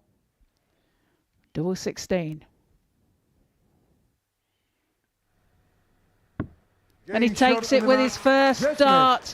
That's a 4-2 victory over David Evans. Books his place into the final. A 92.66 average for Jeff and an 84.19 for David. 2 maximums for David and 1 for Jeff. 40% checkout for Smith and 50% for Evans. Coming up next, James Hubbard and Danny Ayres.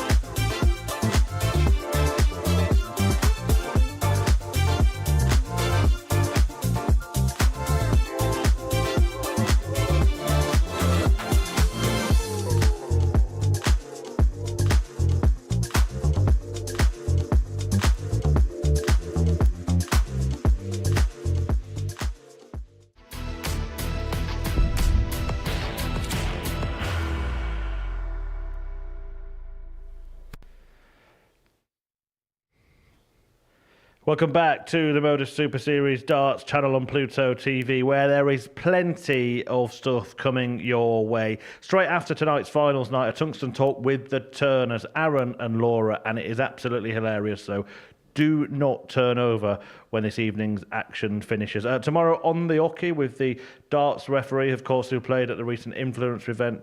We go behind the scenes with him and Ashley Coleman, 8:55 a.m. And then at 9:30 on Monday morning, Colin Osborne returns as Week 2 gets underway in Series 11. And the finals night of that will take place at the usual time, 7:30 Saturday night. Back to this finals night, and this is what happened in the first semi-final. A 4-2 win for Jeff Smith, booking his place in the big money match. Who will he face, James Hubbard or Danny Ayres? We will find out in the second semi-final.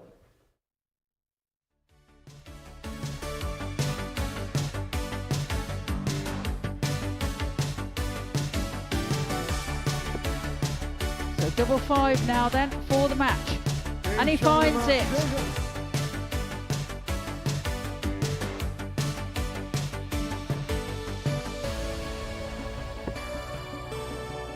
So 16 for the match. And he finds it.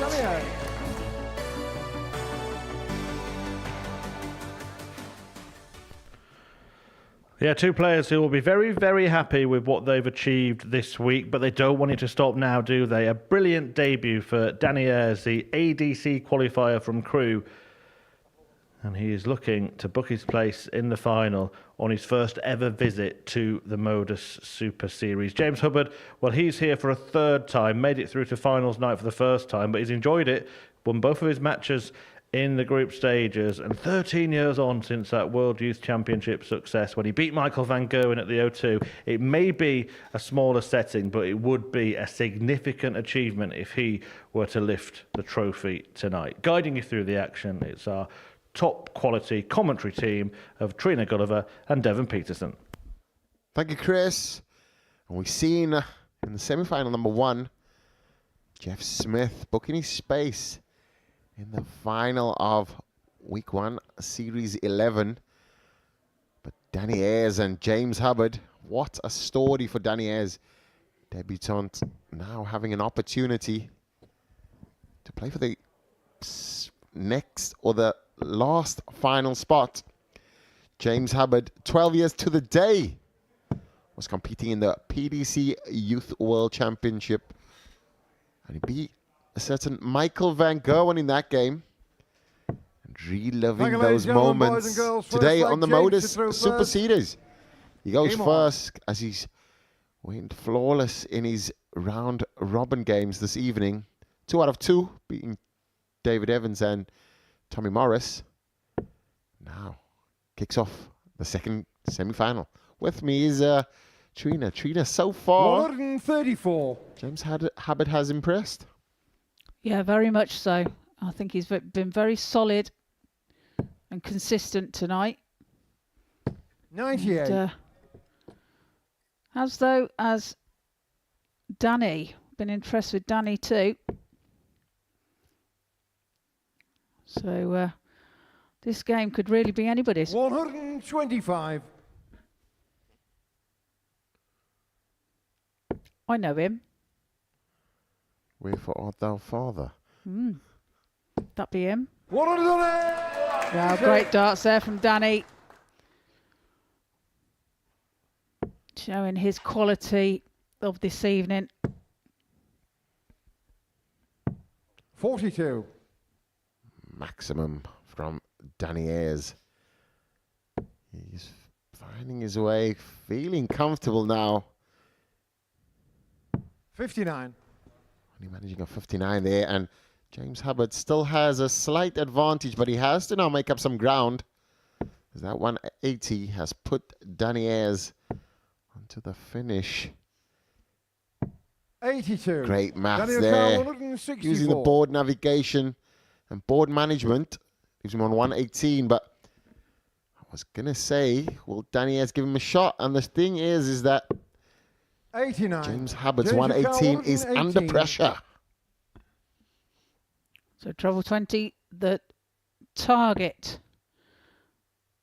So that's into the 1. 25. Danny O'Carr, 75.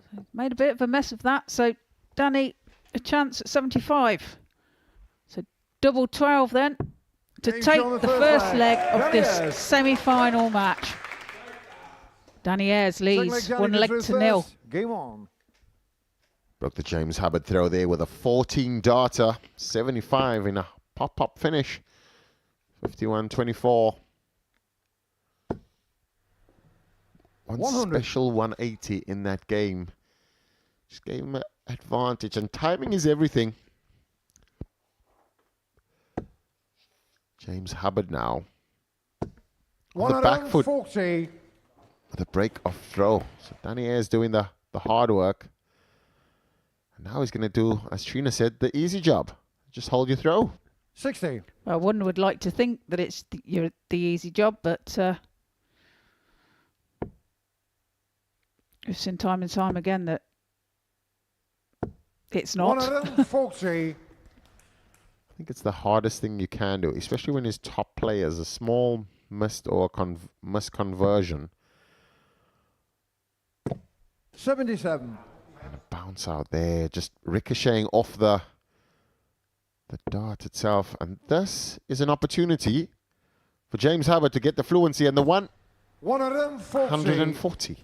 And that's a great bounce back. 9 darts thrown, 81 left. It's a good leg here from James. 100. James O'Carr, 81.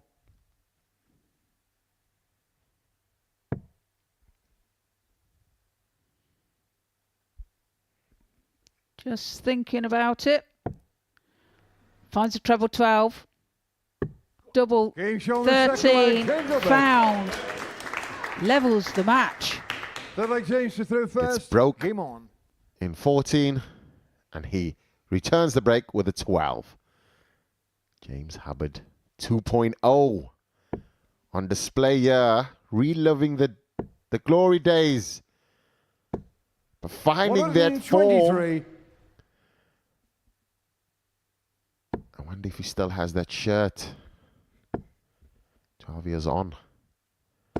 55. I think you'd keep something like that, wouldn't you? You wouldn't wear it again, though. Maybe not.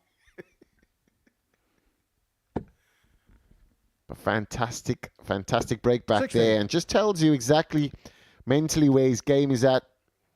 Started his campaign in Group B, 2 games on day 1, 2 games day 2. 140. Today went flawless, so we'll be finding fairly confident in his ability.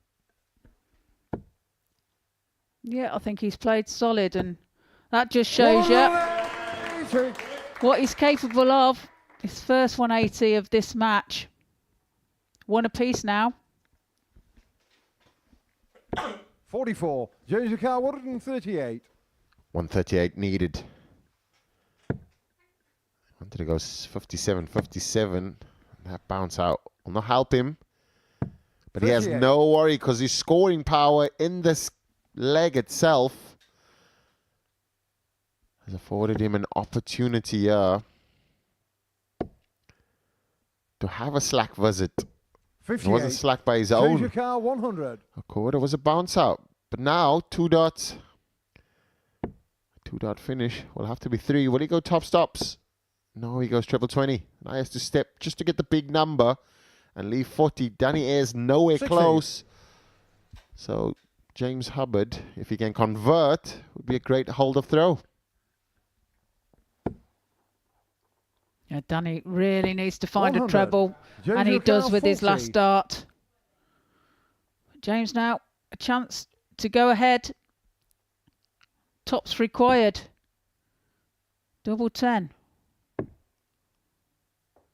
Moves across the hockey to find a way through. Can he? 30. Not this time. Danny O'Carr, Just the wrong 104. side of the wire. So 104 now for Danny.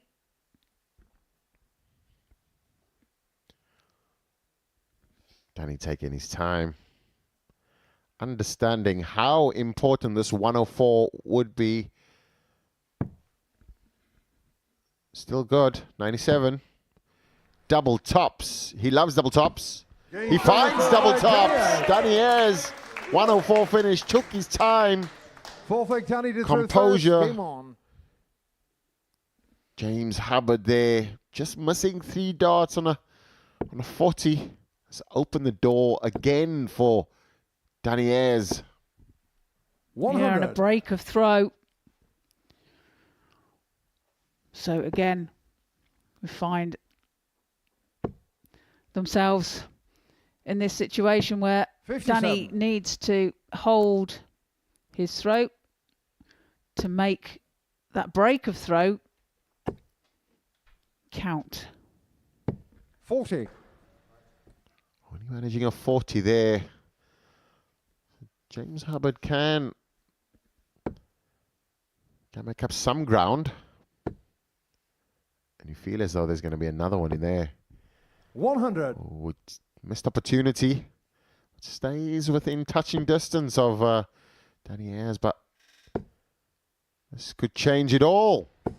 At 180, I almost feel as though Danny is walking on air. Well, that was a great 180.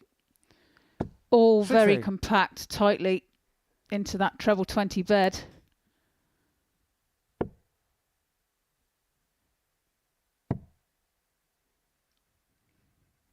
$93. Like you say, everything's about timing as well, Devin, isn't it? Hitting the magical targets at the right time. And look at that there from James Hubbard. 88. Putting in a maximum to pull the pressure on this 88.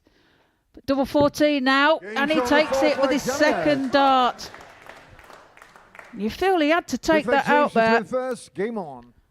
Leads by 3 legs to 1. Danny has 2 maximums. Highlight on the scorecard, 100% on checkouts. In a semi-finals, 100% on 100. checkouts. You know that you're playing well, you're feeling well, is confident, and he's 1 leg away from the finals. Yes, super, super darts. 60. There we see it leg by leg. The only blemish, and you can call it a blemish, is the 18 darter. This is a 140. high quality performance by both players. The averages at the moment, 97 for James and a 140. 93.5 for Danny. Showing the quality of this match. We did think that he was going to 21. shine in the knockout round because this is what he's used to. This is what gets his blood boiling. This is what gets his heart pumping. It's a knockout format. It's a do or die. 83. Danny just showcasing so much composure for debutante. It's an absolute fantastic debut, but James Hubbard won't be rolled 95. over and tickled on his belly. He's going to fight.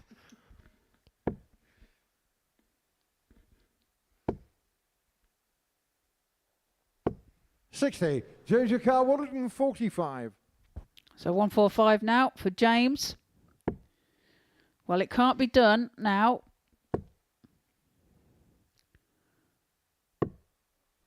$33. Well, ball was the target Danny there, Yakar, but not found. 158. So 158 now for Danny. All the wrong numbers there for James, but Danny now is not going to finish, but he can leave it handy and put the 112 under pressure. James Yakar, 112. Still a great 2-darter considering how he hits that treble and his favorite double tops. He will be licking his lips. But does James Hubbard have a final say? No, he does not. So he's going to have to 88. wait and Danny see Yakar, 100. what Danny Ayres can cook up. So treble 20. Still on. Treble 15 was the target, but 45. Couldn't be found. So Here's your chance card, now for James 24. to take out this 24 to move within one leg. Game shot Takes the it first out leg. with his Game first number. start. And the score line Six-leg Danny to throw stands at first. 3-2 Game on. to Danny Ayres. And he is throwing for the match here.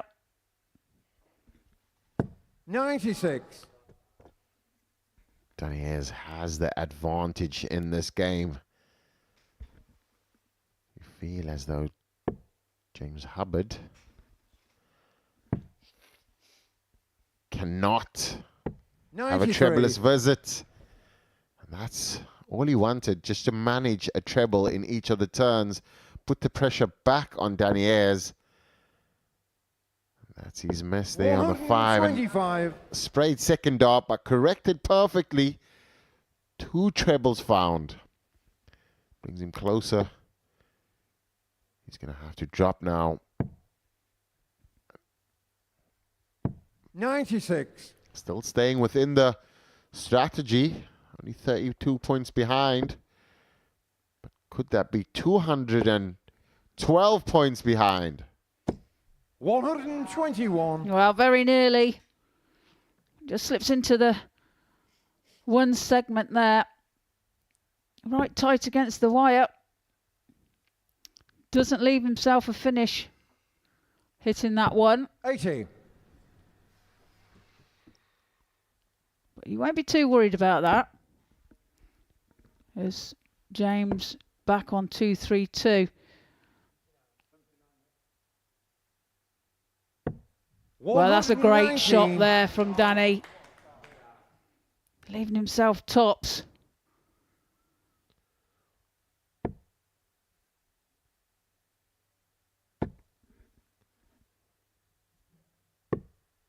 Goes for the bullseye. Sensible shot. Double tops now to book himself in the finals. Needs double 10. Finds the double 10. Danny Ayres on debut. Makes the final. Beats James Hubbard 4-2 in a tightly contested match. Danny Ayres averaging 92.90 and James Hubbard 89.73. The stat on there, the 80% checkout was the difference. Jeff Smith awaits Danny Ayres in the finals, and that will be up next.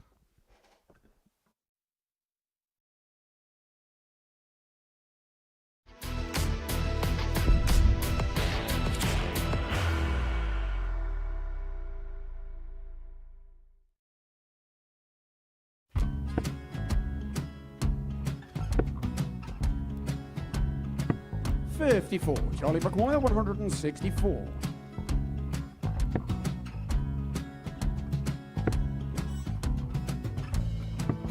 44.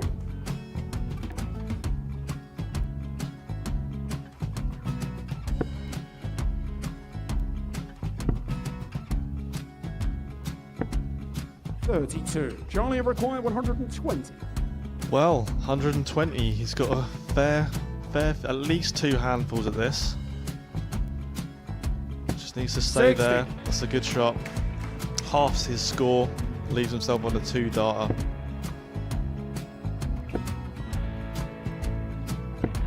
$26. Charlie Time on his required side 60.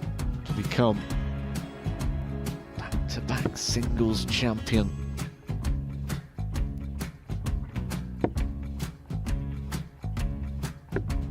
$40. Definitely a couple of nerves in those last 2 darts, but he'll be coming back. It's a moment he's been in before this situation. Standing at the back of the stage, Charlie approaching the required Yoki with a 20. chance to win the title.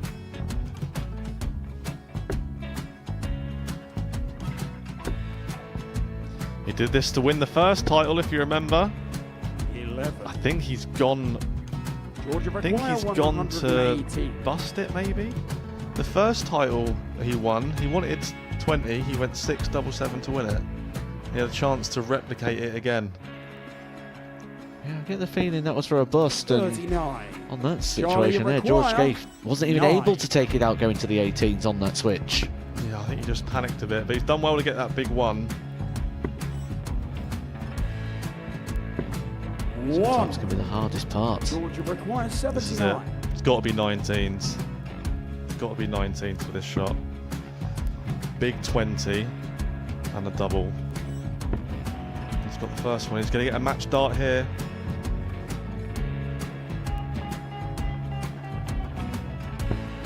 $59. Charlie, Threw you the entire require body into that 8. one. Just didn't want to let go of the dart.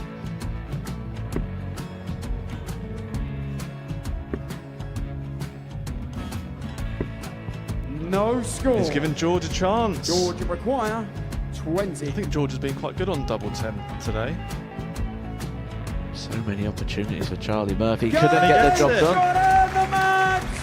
And the Red Dragon George Modus Scaife. Super Series Influencers Champion, George Scaife!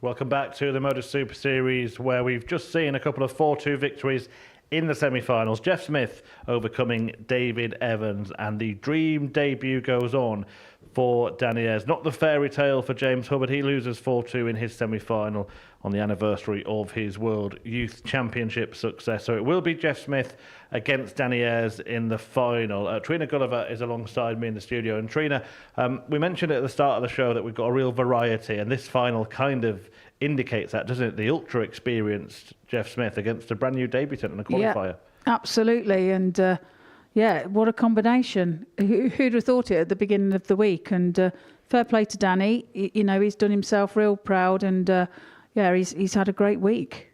Did you think that you would be seeing either of these players in the final at the start of the week? To be honest, yes. Jeff, I would have said so. Danny, I wouldn't have said so, but just because he's a newbie. But he's obviously proven his worth this week, and he's played some great darts to get where he is. What have you made of Jeff Smith tonight, then, in particular? He's had to dig in when he's dug in again. He finds it when he has to, and that's exactly what he's done tonight. Yeah, really, really using that experience at times. And there have been a few big moments tonight. This is one of them, isn't it, for Jeff Smith? Is that what experience gives you, that you can produce that in those situations? Yeah, and it's knowing how to handle them situations as well. That experience gives you that, and every time you play, you're always learning. You're always learning. So, yeah, them pinnacle moments are really important. You said at the start of the night as well that consistency would win the night, and in terms of his standard, look, despite the fact he had that sort of 5 wins and 5 losses, his standard has been pretty consistent, hasn't it? Yeah, it has, and the thing, although he had them 5 losses, he did himself proud coming back the following day. You know, it didn't knock his confidence, and to have them 5 losses and produce another day's play of like he did the following day shows his character and shows his experience. David Evans, who he beat in that semi-final, he seemed to be sort of antagonising himself a little bit. Did that sort of contribute to his downfall? Yeah, I think he beats himself up a little bit too much. He was. You could see he was tightening up in his arm, and you know, which was enabling him to pull his darts and throw underneath the trebles, and so you know he does beat himself up a bit though. You know, he just once he relaxed and started throwing. He was hitting things again. Before we talk about Danny Ayres, I just want to touch on the other losing semi-finalist as well, James Hubbard. Despite not getting through to the final, this is a really significant week for him, isn't it? The fact that he's come here, got to finals night, got through his group. The signs are good that he might be returning to some form. Yeah, I've been impressed with James. He's played solid, real solid, consistent darts, and he was just unfortunate not to get through tonight. You know, Danny was the better player in that match, and that's all it came down to. Yeah, absolutely. But Danny has been brilliant, really, all week. He's said he's not been happy with how he's played, but he only lost a couple of games in Group C. He's come here tonight. He finds himself in the final. This really is the sort of Roy of the Rovers stuff, isn't it, in terms of darts? He's come here as an ADC qualifier. Yes, we have heard his name on the Challenge Tour and stuff, but a relative unknown in the wider darting landscape, and he finds himself in the final, could win at his first attempt. Yeah, I mean, he's played super darts, and he's found that consistency tonight that you need to win here, and he's just played some great darts. What have you made of the evening as a whole so far? I think it's been a superb show of darts and characteristics, people just digging in when they have to and finding the will to win. Yeah, well, we will find out who is going to be the winner of week 1 of Series 11. But as you know, here at the Super Series, the darts never stops, and week 2 is just around the corner. Game on. As the darts to take us all the way. 108. It's kind of becoming a bit of a pattern there. Perfectly situated for another, gets another, double 8. What a finish! Double 19 now for double 18. Double 18 incoming. Game Nice shot little ton topper there from Osborne. Double 16. He's thriving now. U2 109. He is going to get a double. At least he should get a dart. So double top. Bradley with a chance of a potential 2-darter. Treble 18 will be the next shot. For double 12, this is so much better. 15-darter. Game shot on the 4th leg. Bradley Roos. Yeah, a really stacked lineup once again at a Modus Super Series week. Jamie Hughes, Colin Osborne, Jack Tweddle, Stephen Johnson, Bradley Roos, and a debut for Kent Sivertson of Norway in Group A. Then a former champion, Scott Taylor, joined by Lewis Gurney and Mike Warburton in Group B. Wes Newton making his first proper Super Series appearance since Series 1 with Tom Cromwell and Lloyd Walker in Group C. Trina, any names really stand out for you? Well, I think you've got to look at Scott Taylor, a previous winner, like you said, Colin Osborne. There's some great talent there, and you've got Jack Tweddle is really on form at the moment as well. So going into that's just a great lineup. Yeah, absolutely. And Jamie Hughes as well. And maybe when we've seen him here in the past hasn't lived up to what we used to see from him, but someone who on his day is as capable as anybody. Yeah, absolutely. I mean, I've known James for quite some time, sort of thing, and we played Warwickshire together, so his game's good, and when he's on it, he's a really good player. Yeah, and look, these weeks they're not getting any easier, are they? No, not at all. I mean, that lineup is superb, and it's going to be another exciting week. Certainly is, and an exciting final tonight ahead of us. A reminder that Jeff Smith is going to take on Danny Ayres, and that's how they got there, by winning their semi-finals 4-2. Just focusing then ahead to that final, Trina. Well, it's the old question, isn't it? Is it going to be experience, or is it going to be that exuberance of youth and lack of, well, I called it earlier, scar tissue, that he can carry on that momentum and maybe take it on debut, Danny Ayres? Well, really, Danny's got nothing to lose, has he? Kind of thing. It's there is the experience of Jeff, like you said, and Danny being the newbie. But I can't really say that Danny's the newbie anymore, because he's come in and he's slotted in really well. And he's found some great form. So he's comfortable going out. He'll be happy with how he's played tonight. So he's got every chance. Would you expect him to be feeling the old butterflies at this point? Yeah, of course he will. So will Jeff. It's a big stage. It's a big thing to win, isn't it? So they'll both be feeling the nerves, but one will triumph. Is it in a different sense, maybe, that the pressure is on Jeff Smith in this one? Yeah, I guess it is, because he has the experience, over Danny, and with him being the newbie, the pressure is on Jeff really. But we know that Jeff can handle pressure, so we'll just see how it fares. You've won many, many big finals over the years, Trina. I'm just thinking of what you just said there. Did you get nervous before? Yeah, of course. I was always worried if I didn't get nervous, because I think to have nerves is great. It's the way you it's the way you use your nerves. You use your nerves work for you rather than against you. So, you have to control them, but it's great to have nerves. And how do you control them? Obviously, the players, they make their way to the stage.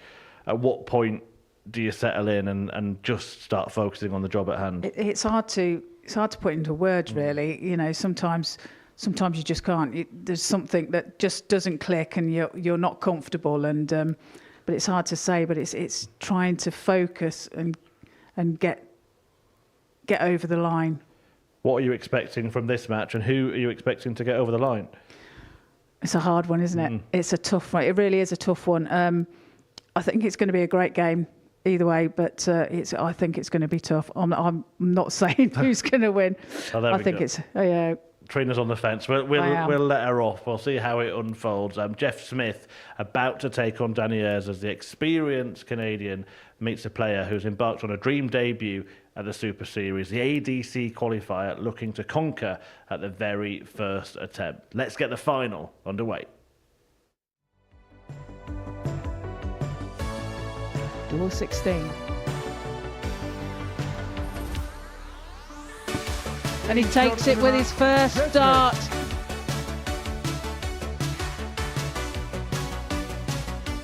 Double tops now to book himself in the finals. Needs double 10. Finds the double 10. Danny Ayres on debut makes the final.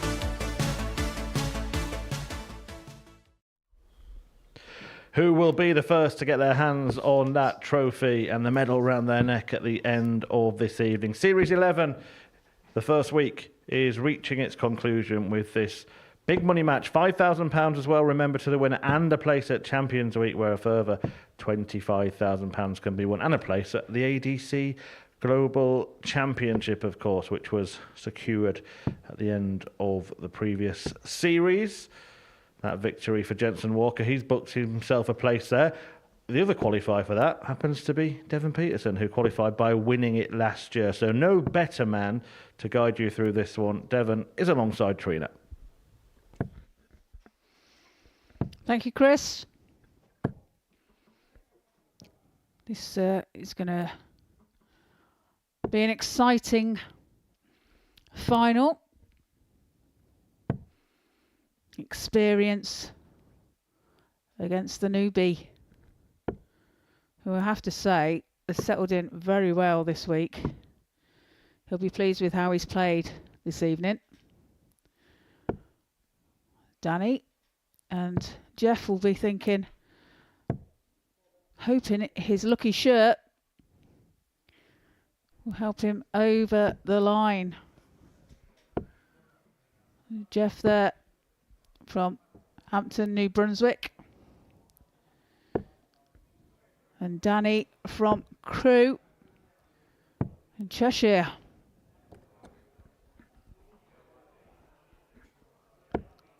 And that is what they are playing for. And there is what you don't see on the stage is the check. A nice little £5,000. Ladies and gentlemen, boys and girls, first leg, Jeff to throw first. For a week of darting entertainment. It all comes down now to the finals. If you've just tuned in, 41. Welcome. You've missed a lot of action, but now you are just ready to see the cherry on the cake. 45. Danny Ayres debuting at the Modus Super Series. Fantastic debut in the finals now. Beat James Hubbard just a few minutes ago. 96. Jeff Smith had a bit of time on his hands. Watching the entertainment between Danny and James as he beat 97. David Evans to book himself a final spot. This could be a finals to remember.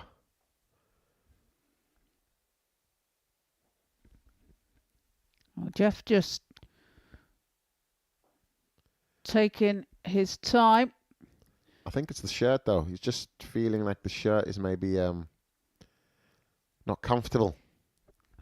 Yeah. Yeah, I think there's a bit of a technical issue at the moment, so just sorting that out. Danny Ayres pacing about, ready like a gladiator. And now we're ready to go. Jeff Smith now. He's ready to find the treble 20. He does find it with his first. Finds it with his second. 180. That is as if it was ordered. The 180 after the break, just because of a small 44. technical glitch. We just gave him the time to focus. 98. Hit the perfect maximum.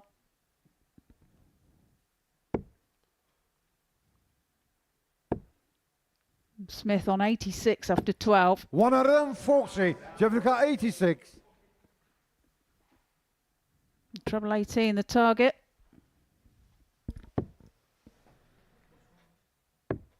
Getting shot on the first leg. Finds Smith. the double 10. And if you've seen there, Second leg, Danny to throw first. Game on. Jeff making the spotters work. Luckily, we have the expertise of Owen Binks. 140. Directing all of the visuals. So 96.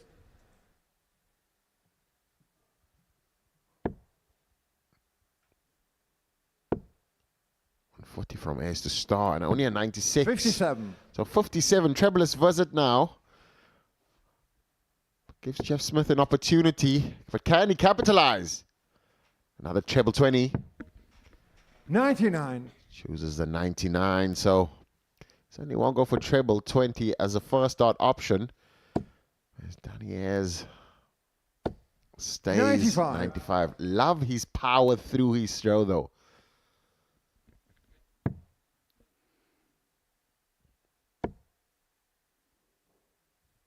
Oh, what a shot there from Smith to leave himself 167.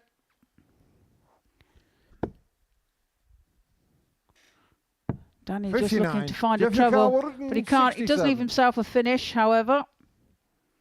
So treble 20 is the shot.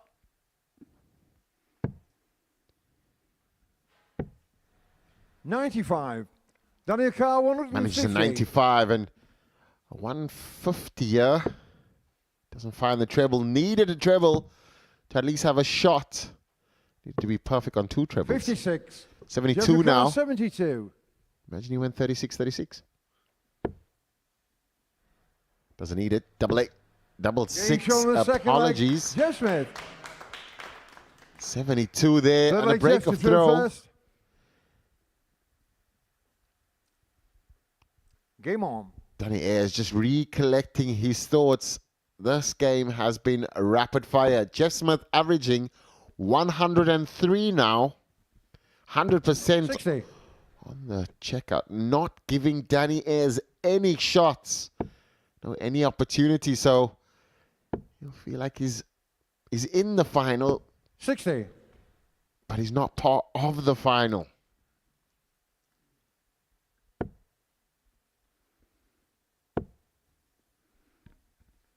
Yeah, Danny's 60. got to... there's David Evans.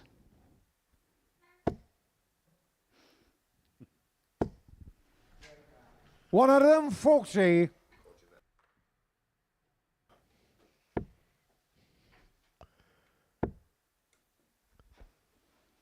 $100. Ton there from Jeff Smith. Danny Ayres, slight advantage here.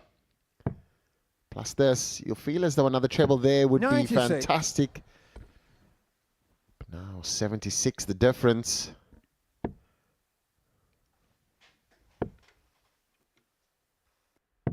$57.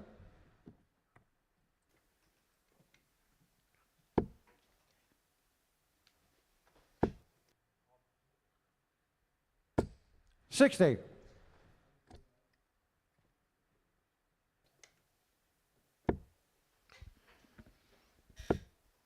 Danny Ayres in the spot. Yeah, 60. only Daniel Carr, manages 60 for Jeff. 145. And 164 is the shot now.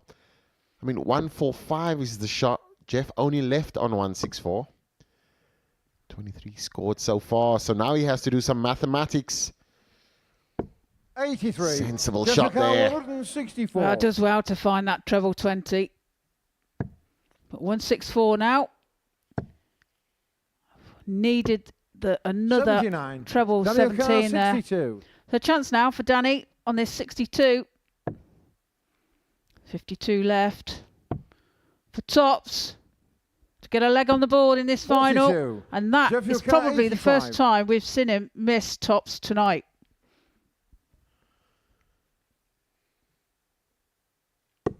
Goes bullseye route. And that's the risk of going on the bullseye route. You have to hit the 25 as a minimum. So anything else scattered around will not leave you a 45. shot. If you went Daniel Carr, 45-20, you would have had a shot on the bullseye. Going aggressive, wanting to take the shot. on the And third leg, Daniels Daniels. takes the shot now. Second attempt on a double. Fourth leg, Danny Gets to it. through first. Game on. Fantastic, fantastic performance here by Daniels, making sure he puts a leg on the board for respect. Yeah, and a break of throw as well. 100. So if he holds his throw now, he will level the match. 42. That's all he wants to do. And that little wobble there with the 85. Jeff Smith missed it. 140. And he's done that before, but he went for the bullseye and achieved it with an 81. So it's something that he does 99. often, part of his strategy.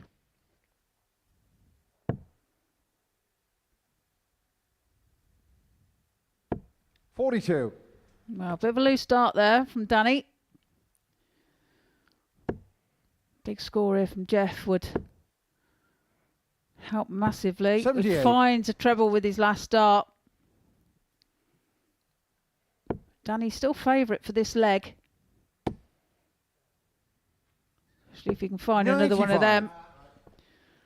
Leaves himself on 124.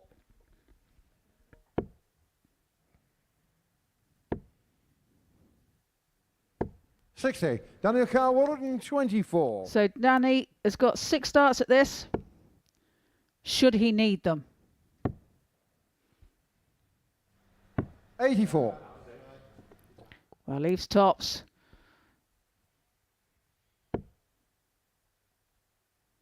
And all Jeff can do is try pressurise Tops as much as he can. 100. Daniel Carr, 40.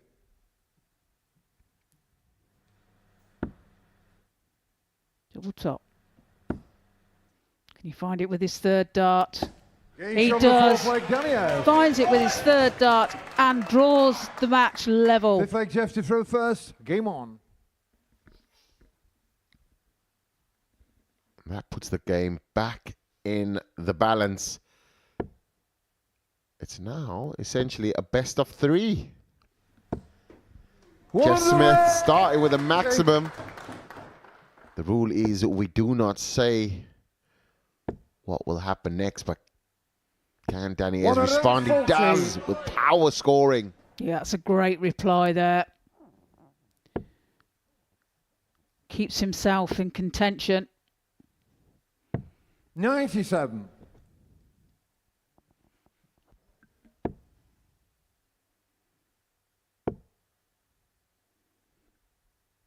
$59.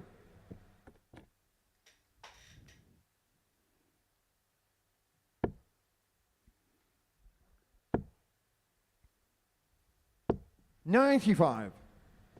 So he leaves himself on 129. 18s is the target here on 302. 138. Perfectly set up there. Great dartboard maths. 129. Double 18. Oh, and he finds 111. the first, but Daniel does Carr, not find the 164. second. Great spotting there.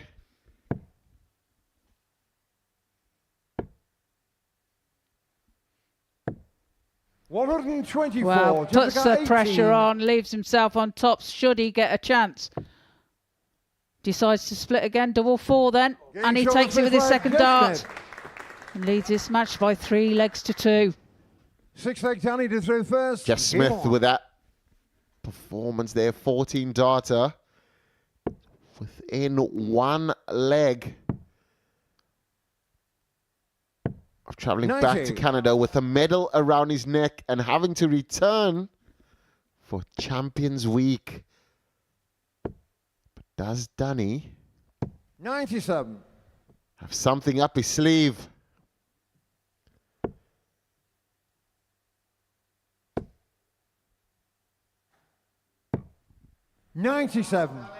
What a 97 there, and you feel as though it's just such a professional performance from Danny, and Jeff throwing everything at him, putting him under so much pressure. And I feel as though this game deserves a last leg. Yeah, it's an absolute cracking game. 121.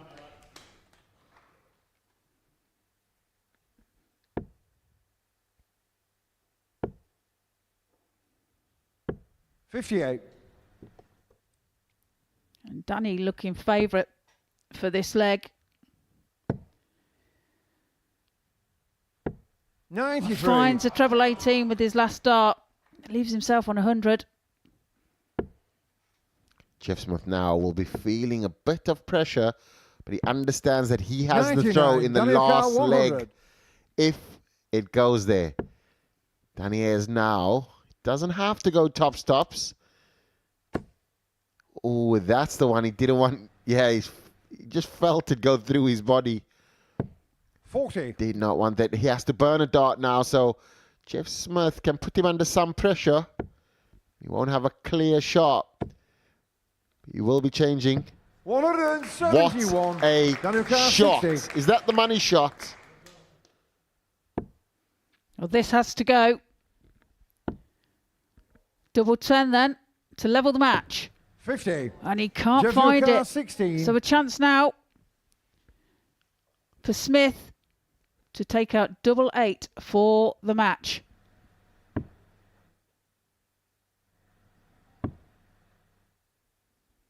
Double 4 then. 8. Daniel Carr, 10. 3 darts missed. And that was 3 game darts missed. Match darts come and gone. Double 5. This is a tense affair. Double 2 to save his skin. 8. Jeff Yoka, 8. That is unfortunate from the debutant. Double 4. Seems like it's game shot.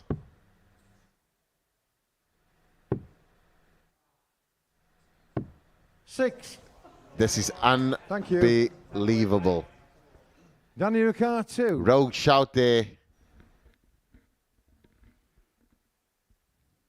Jeff Smith keeping composure. Cannot believe what just happened.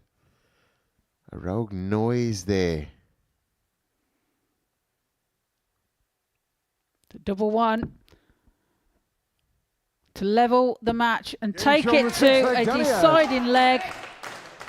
Takes it with his second dart, and we do indeed go into a deciding leg. First. Game on. Jeff to throw first.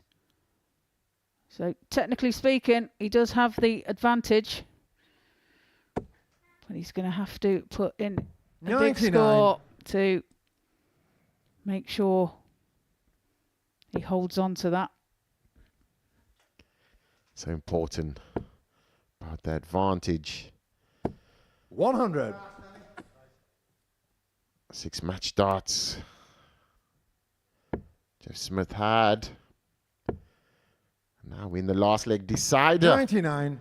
So far it has been treble in each of the visits. But it's the debutant that gets the maximum in the final leg. He's been here before. But this 133, if he gets it, will set it up on the 170. So Jeff Smith, first shot. And it would be, if he gets it, an opportunity. 170, the big fish for the win. Needed the first start perfect. So Danny Ayres 55. on debut Daniel has an Carr, opportunity 81. to take the title. Double 13 now, steps back. The world on his shoulders.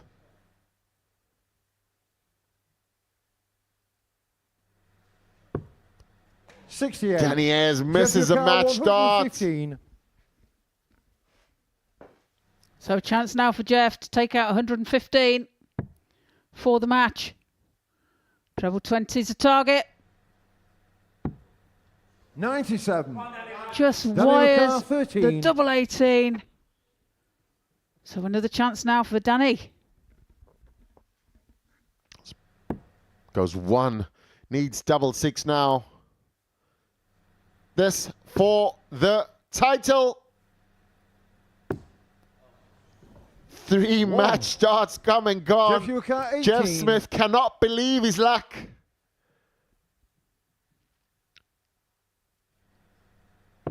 He's chose to split. Double 4 for the match. And he finally gets and the winner of the Modus Super Series over the line, Series Jeff 11, Smith. Week 1 from Canada. It's the silencer. Jeff Series Smith. 11, Week 1, beats Danny Ayres on debut. Danny had his own shots on target, match starts as well. And then, in the end, it was Jeff Smith to come through as the victor.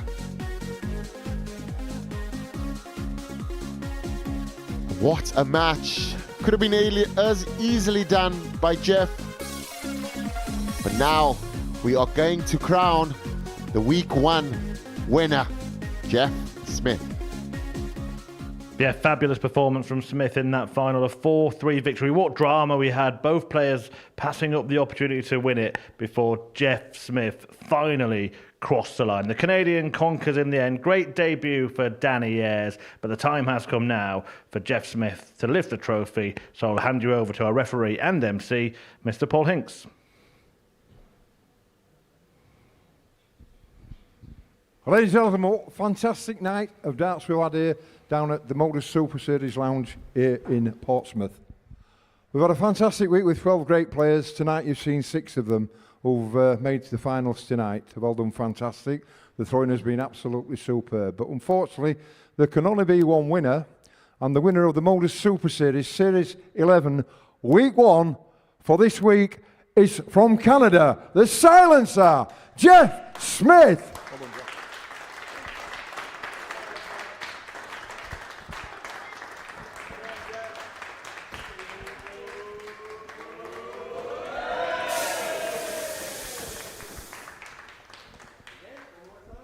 Yeah, the worthy winner this week, Jeff Smith, though it wasn't without drama. Experience did win the day in the end. Devin Peterson's joined me.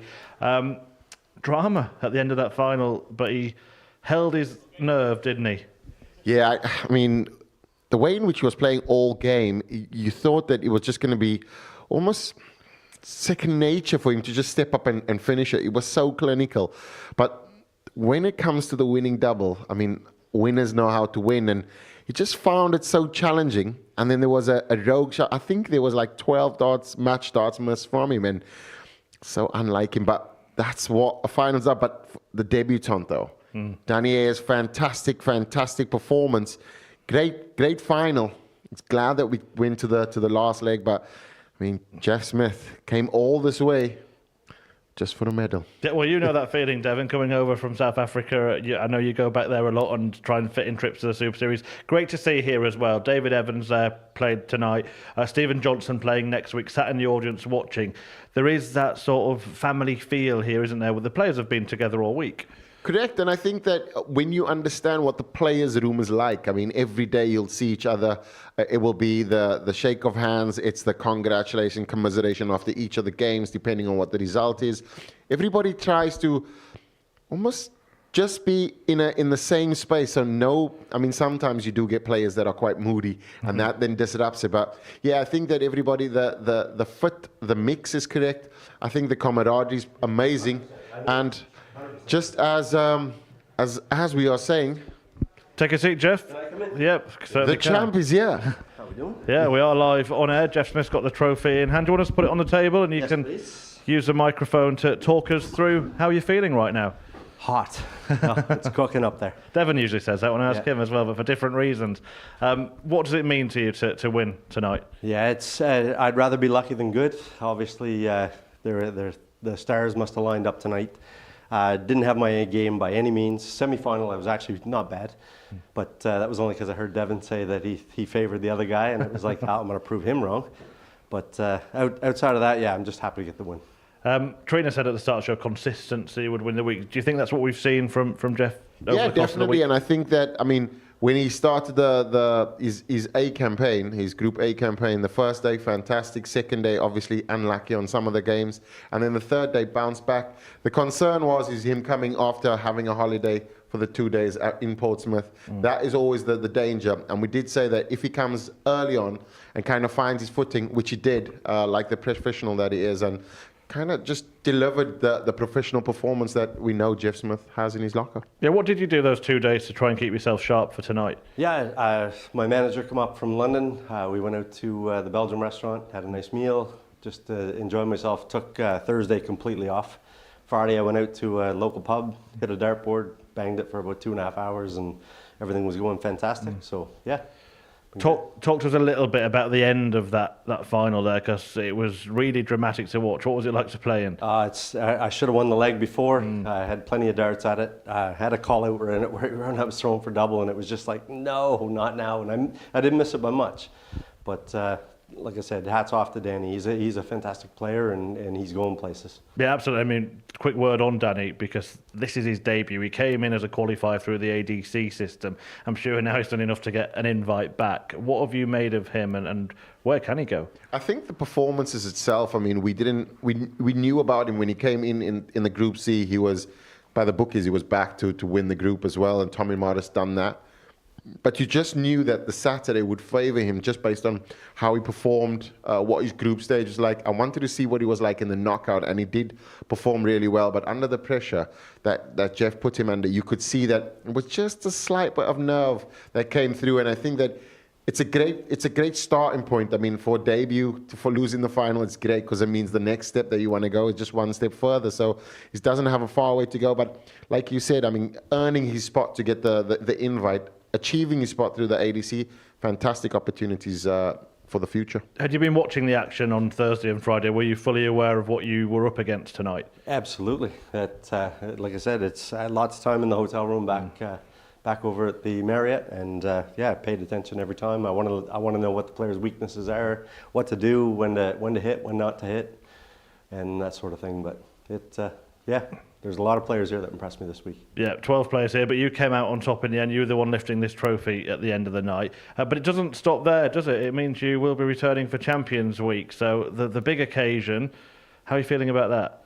I can't wait. Now I can put my head down. I'll hit the practice board hard and make sure I'm ready to go, and hopefully we can do some damage there as well. And you may have to book an extended stay, because we announced earlier tonight on tonight's show that you are going to be playing in the international pairs, representing Canada with Dawson Marshall. How much are you looking forward to that? I can't wait. Dawson hasn't been on the scene in a little while. He shows up. He went back to school, got his thing done, but he still shows up at the tournament and absolutely demolishes everybody. So I'm really looking forward to playing with him again. He's kind of my protege from years back, and he's done well for himself. But I am looking forward to seeing him again. Yeah, Devon, just to reflect on the evening as a whole, look, we're back to the Super Series after we had that international pairs, we had Champions Week, Women's Week, an influencer event, but this is the first week of this new series.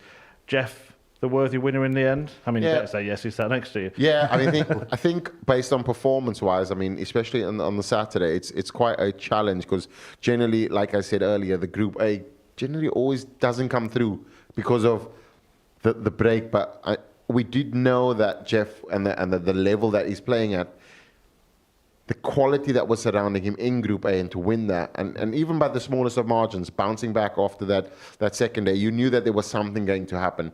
David Evans, obviously, with the performance of the week, but certainly deserved winner, Jeff Smith. We're in May now. You've got opportunities to play in various tours this year. What are your ambitions and aims for 2025? Yeah, my next one, I've got Darren Webster's coming over to Canada to play in the Gold event. Unfortunately, I'm not playing pairs with him. I'm playing with Matt Clark. It's just looking forward to whatever the next opportunity brings me, and I'll just head on and keep doing what I do. And just in terms of the Super Series in general, how much do you enjoy coming here? How much is it helping your game to play in this environment? Yeah, I would come on any given time. If you guys need me, want me, I'll be here the next week, no problem. And Absolutely love it. Just finally, if you were to go on and pick up the Champions Week trophy, that would also put you through to the ADC Global Championship at the end of the year. You're sat next to the global champion right now. How would it feel to take that trophy away from him? Well, he better get practicing. That's all I can say. Fine talk. Devon, Yeah. Thank you very, very much for your company this week. Jeff, congratulations, a deserving champion. Thanks for being with us. Really, really delighted for you. And he got a shout out at the wrong time. The Silencer nickname came and lived up to itself, didn't it there? Plenty more coming up on the Modus Super Series channel here on Pluto TV. Right after the live action tonight, a tungsten talk with the Turners, Aaron and Laura. And it is quite funny watch, so do stay tuned after this show. Tomorrow morning, on the Oki with the darts referee, we go behind the scenes and see his friendship with Ashley Coleman, of course, who was in action this week. And the darts continues live on Monday morning, 9:30 a.m. Colin Osborne is one of the players in Group A, and finals night, usual place, usual time, 7:30 on Saturday for week 2 to see who will be joining Jeff Smith at Champions Week. Well, after a little spell away, a little break away from the Super Series action where we did have those specials weeks and that influence event, we've got back to the serious business of competition now, and it's Jeff Smith from Canada who has confirmed his place at Champions Week already. We've seen plenty of drama, a really high standard over the course of this first week. It bodes well for the rest of the series, but in the end, it was the Silencer who brought the loudest cheers. Good night.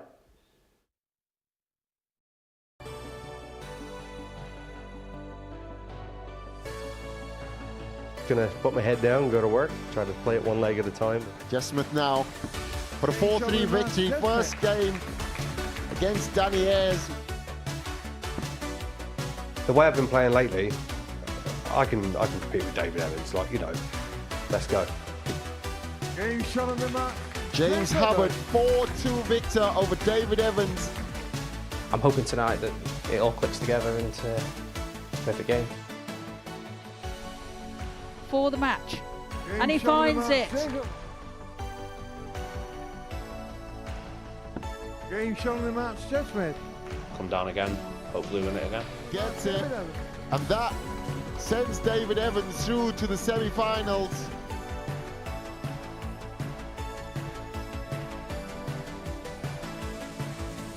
And to 4. Treble 14, double 11. Finds a 1-2-4 And he takes it with his first dart.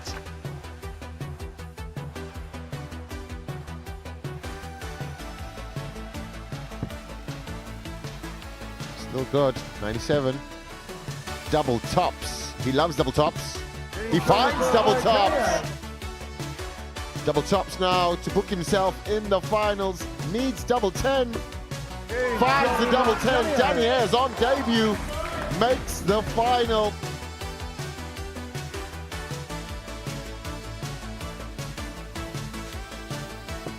Chose to split. Double 4 for the match. And he finally gets and the winner of the Modus Super Series over the line. The Silencer, Jeff Smith. What a finish! What a man! The drum roll finishes, and the target is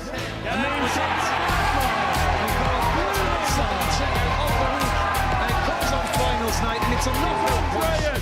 Dirty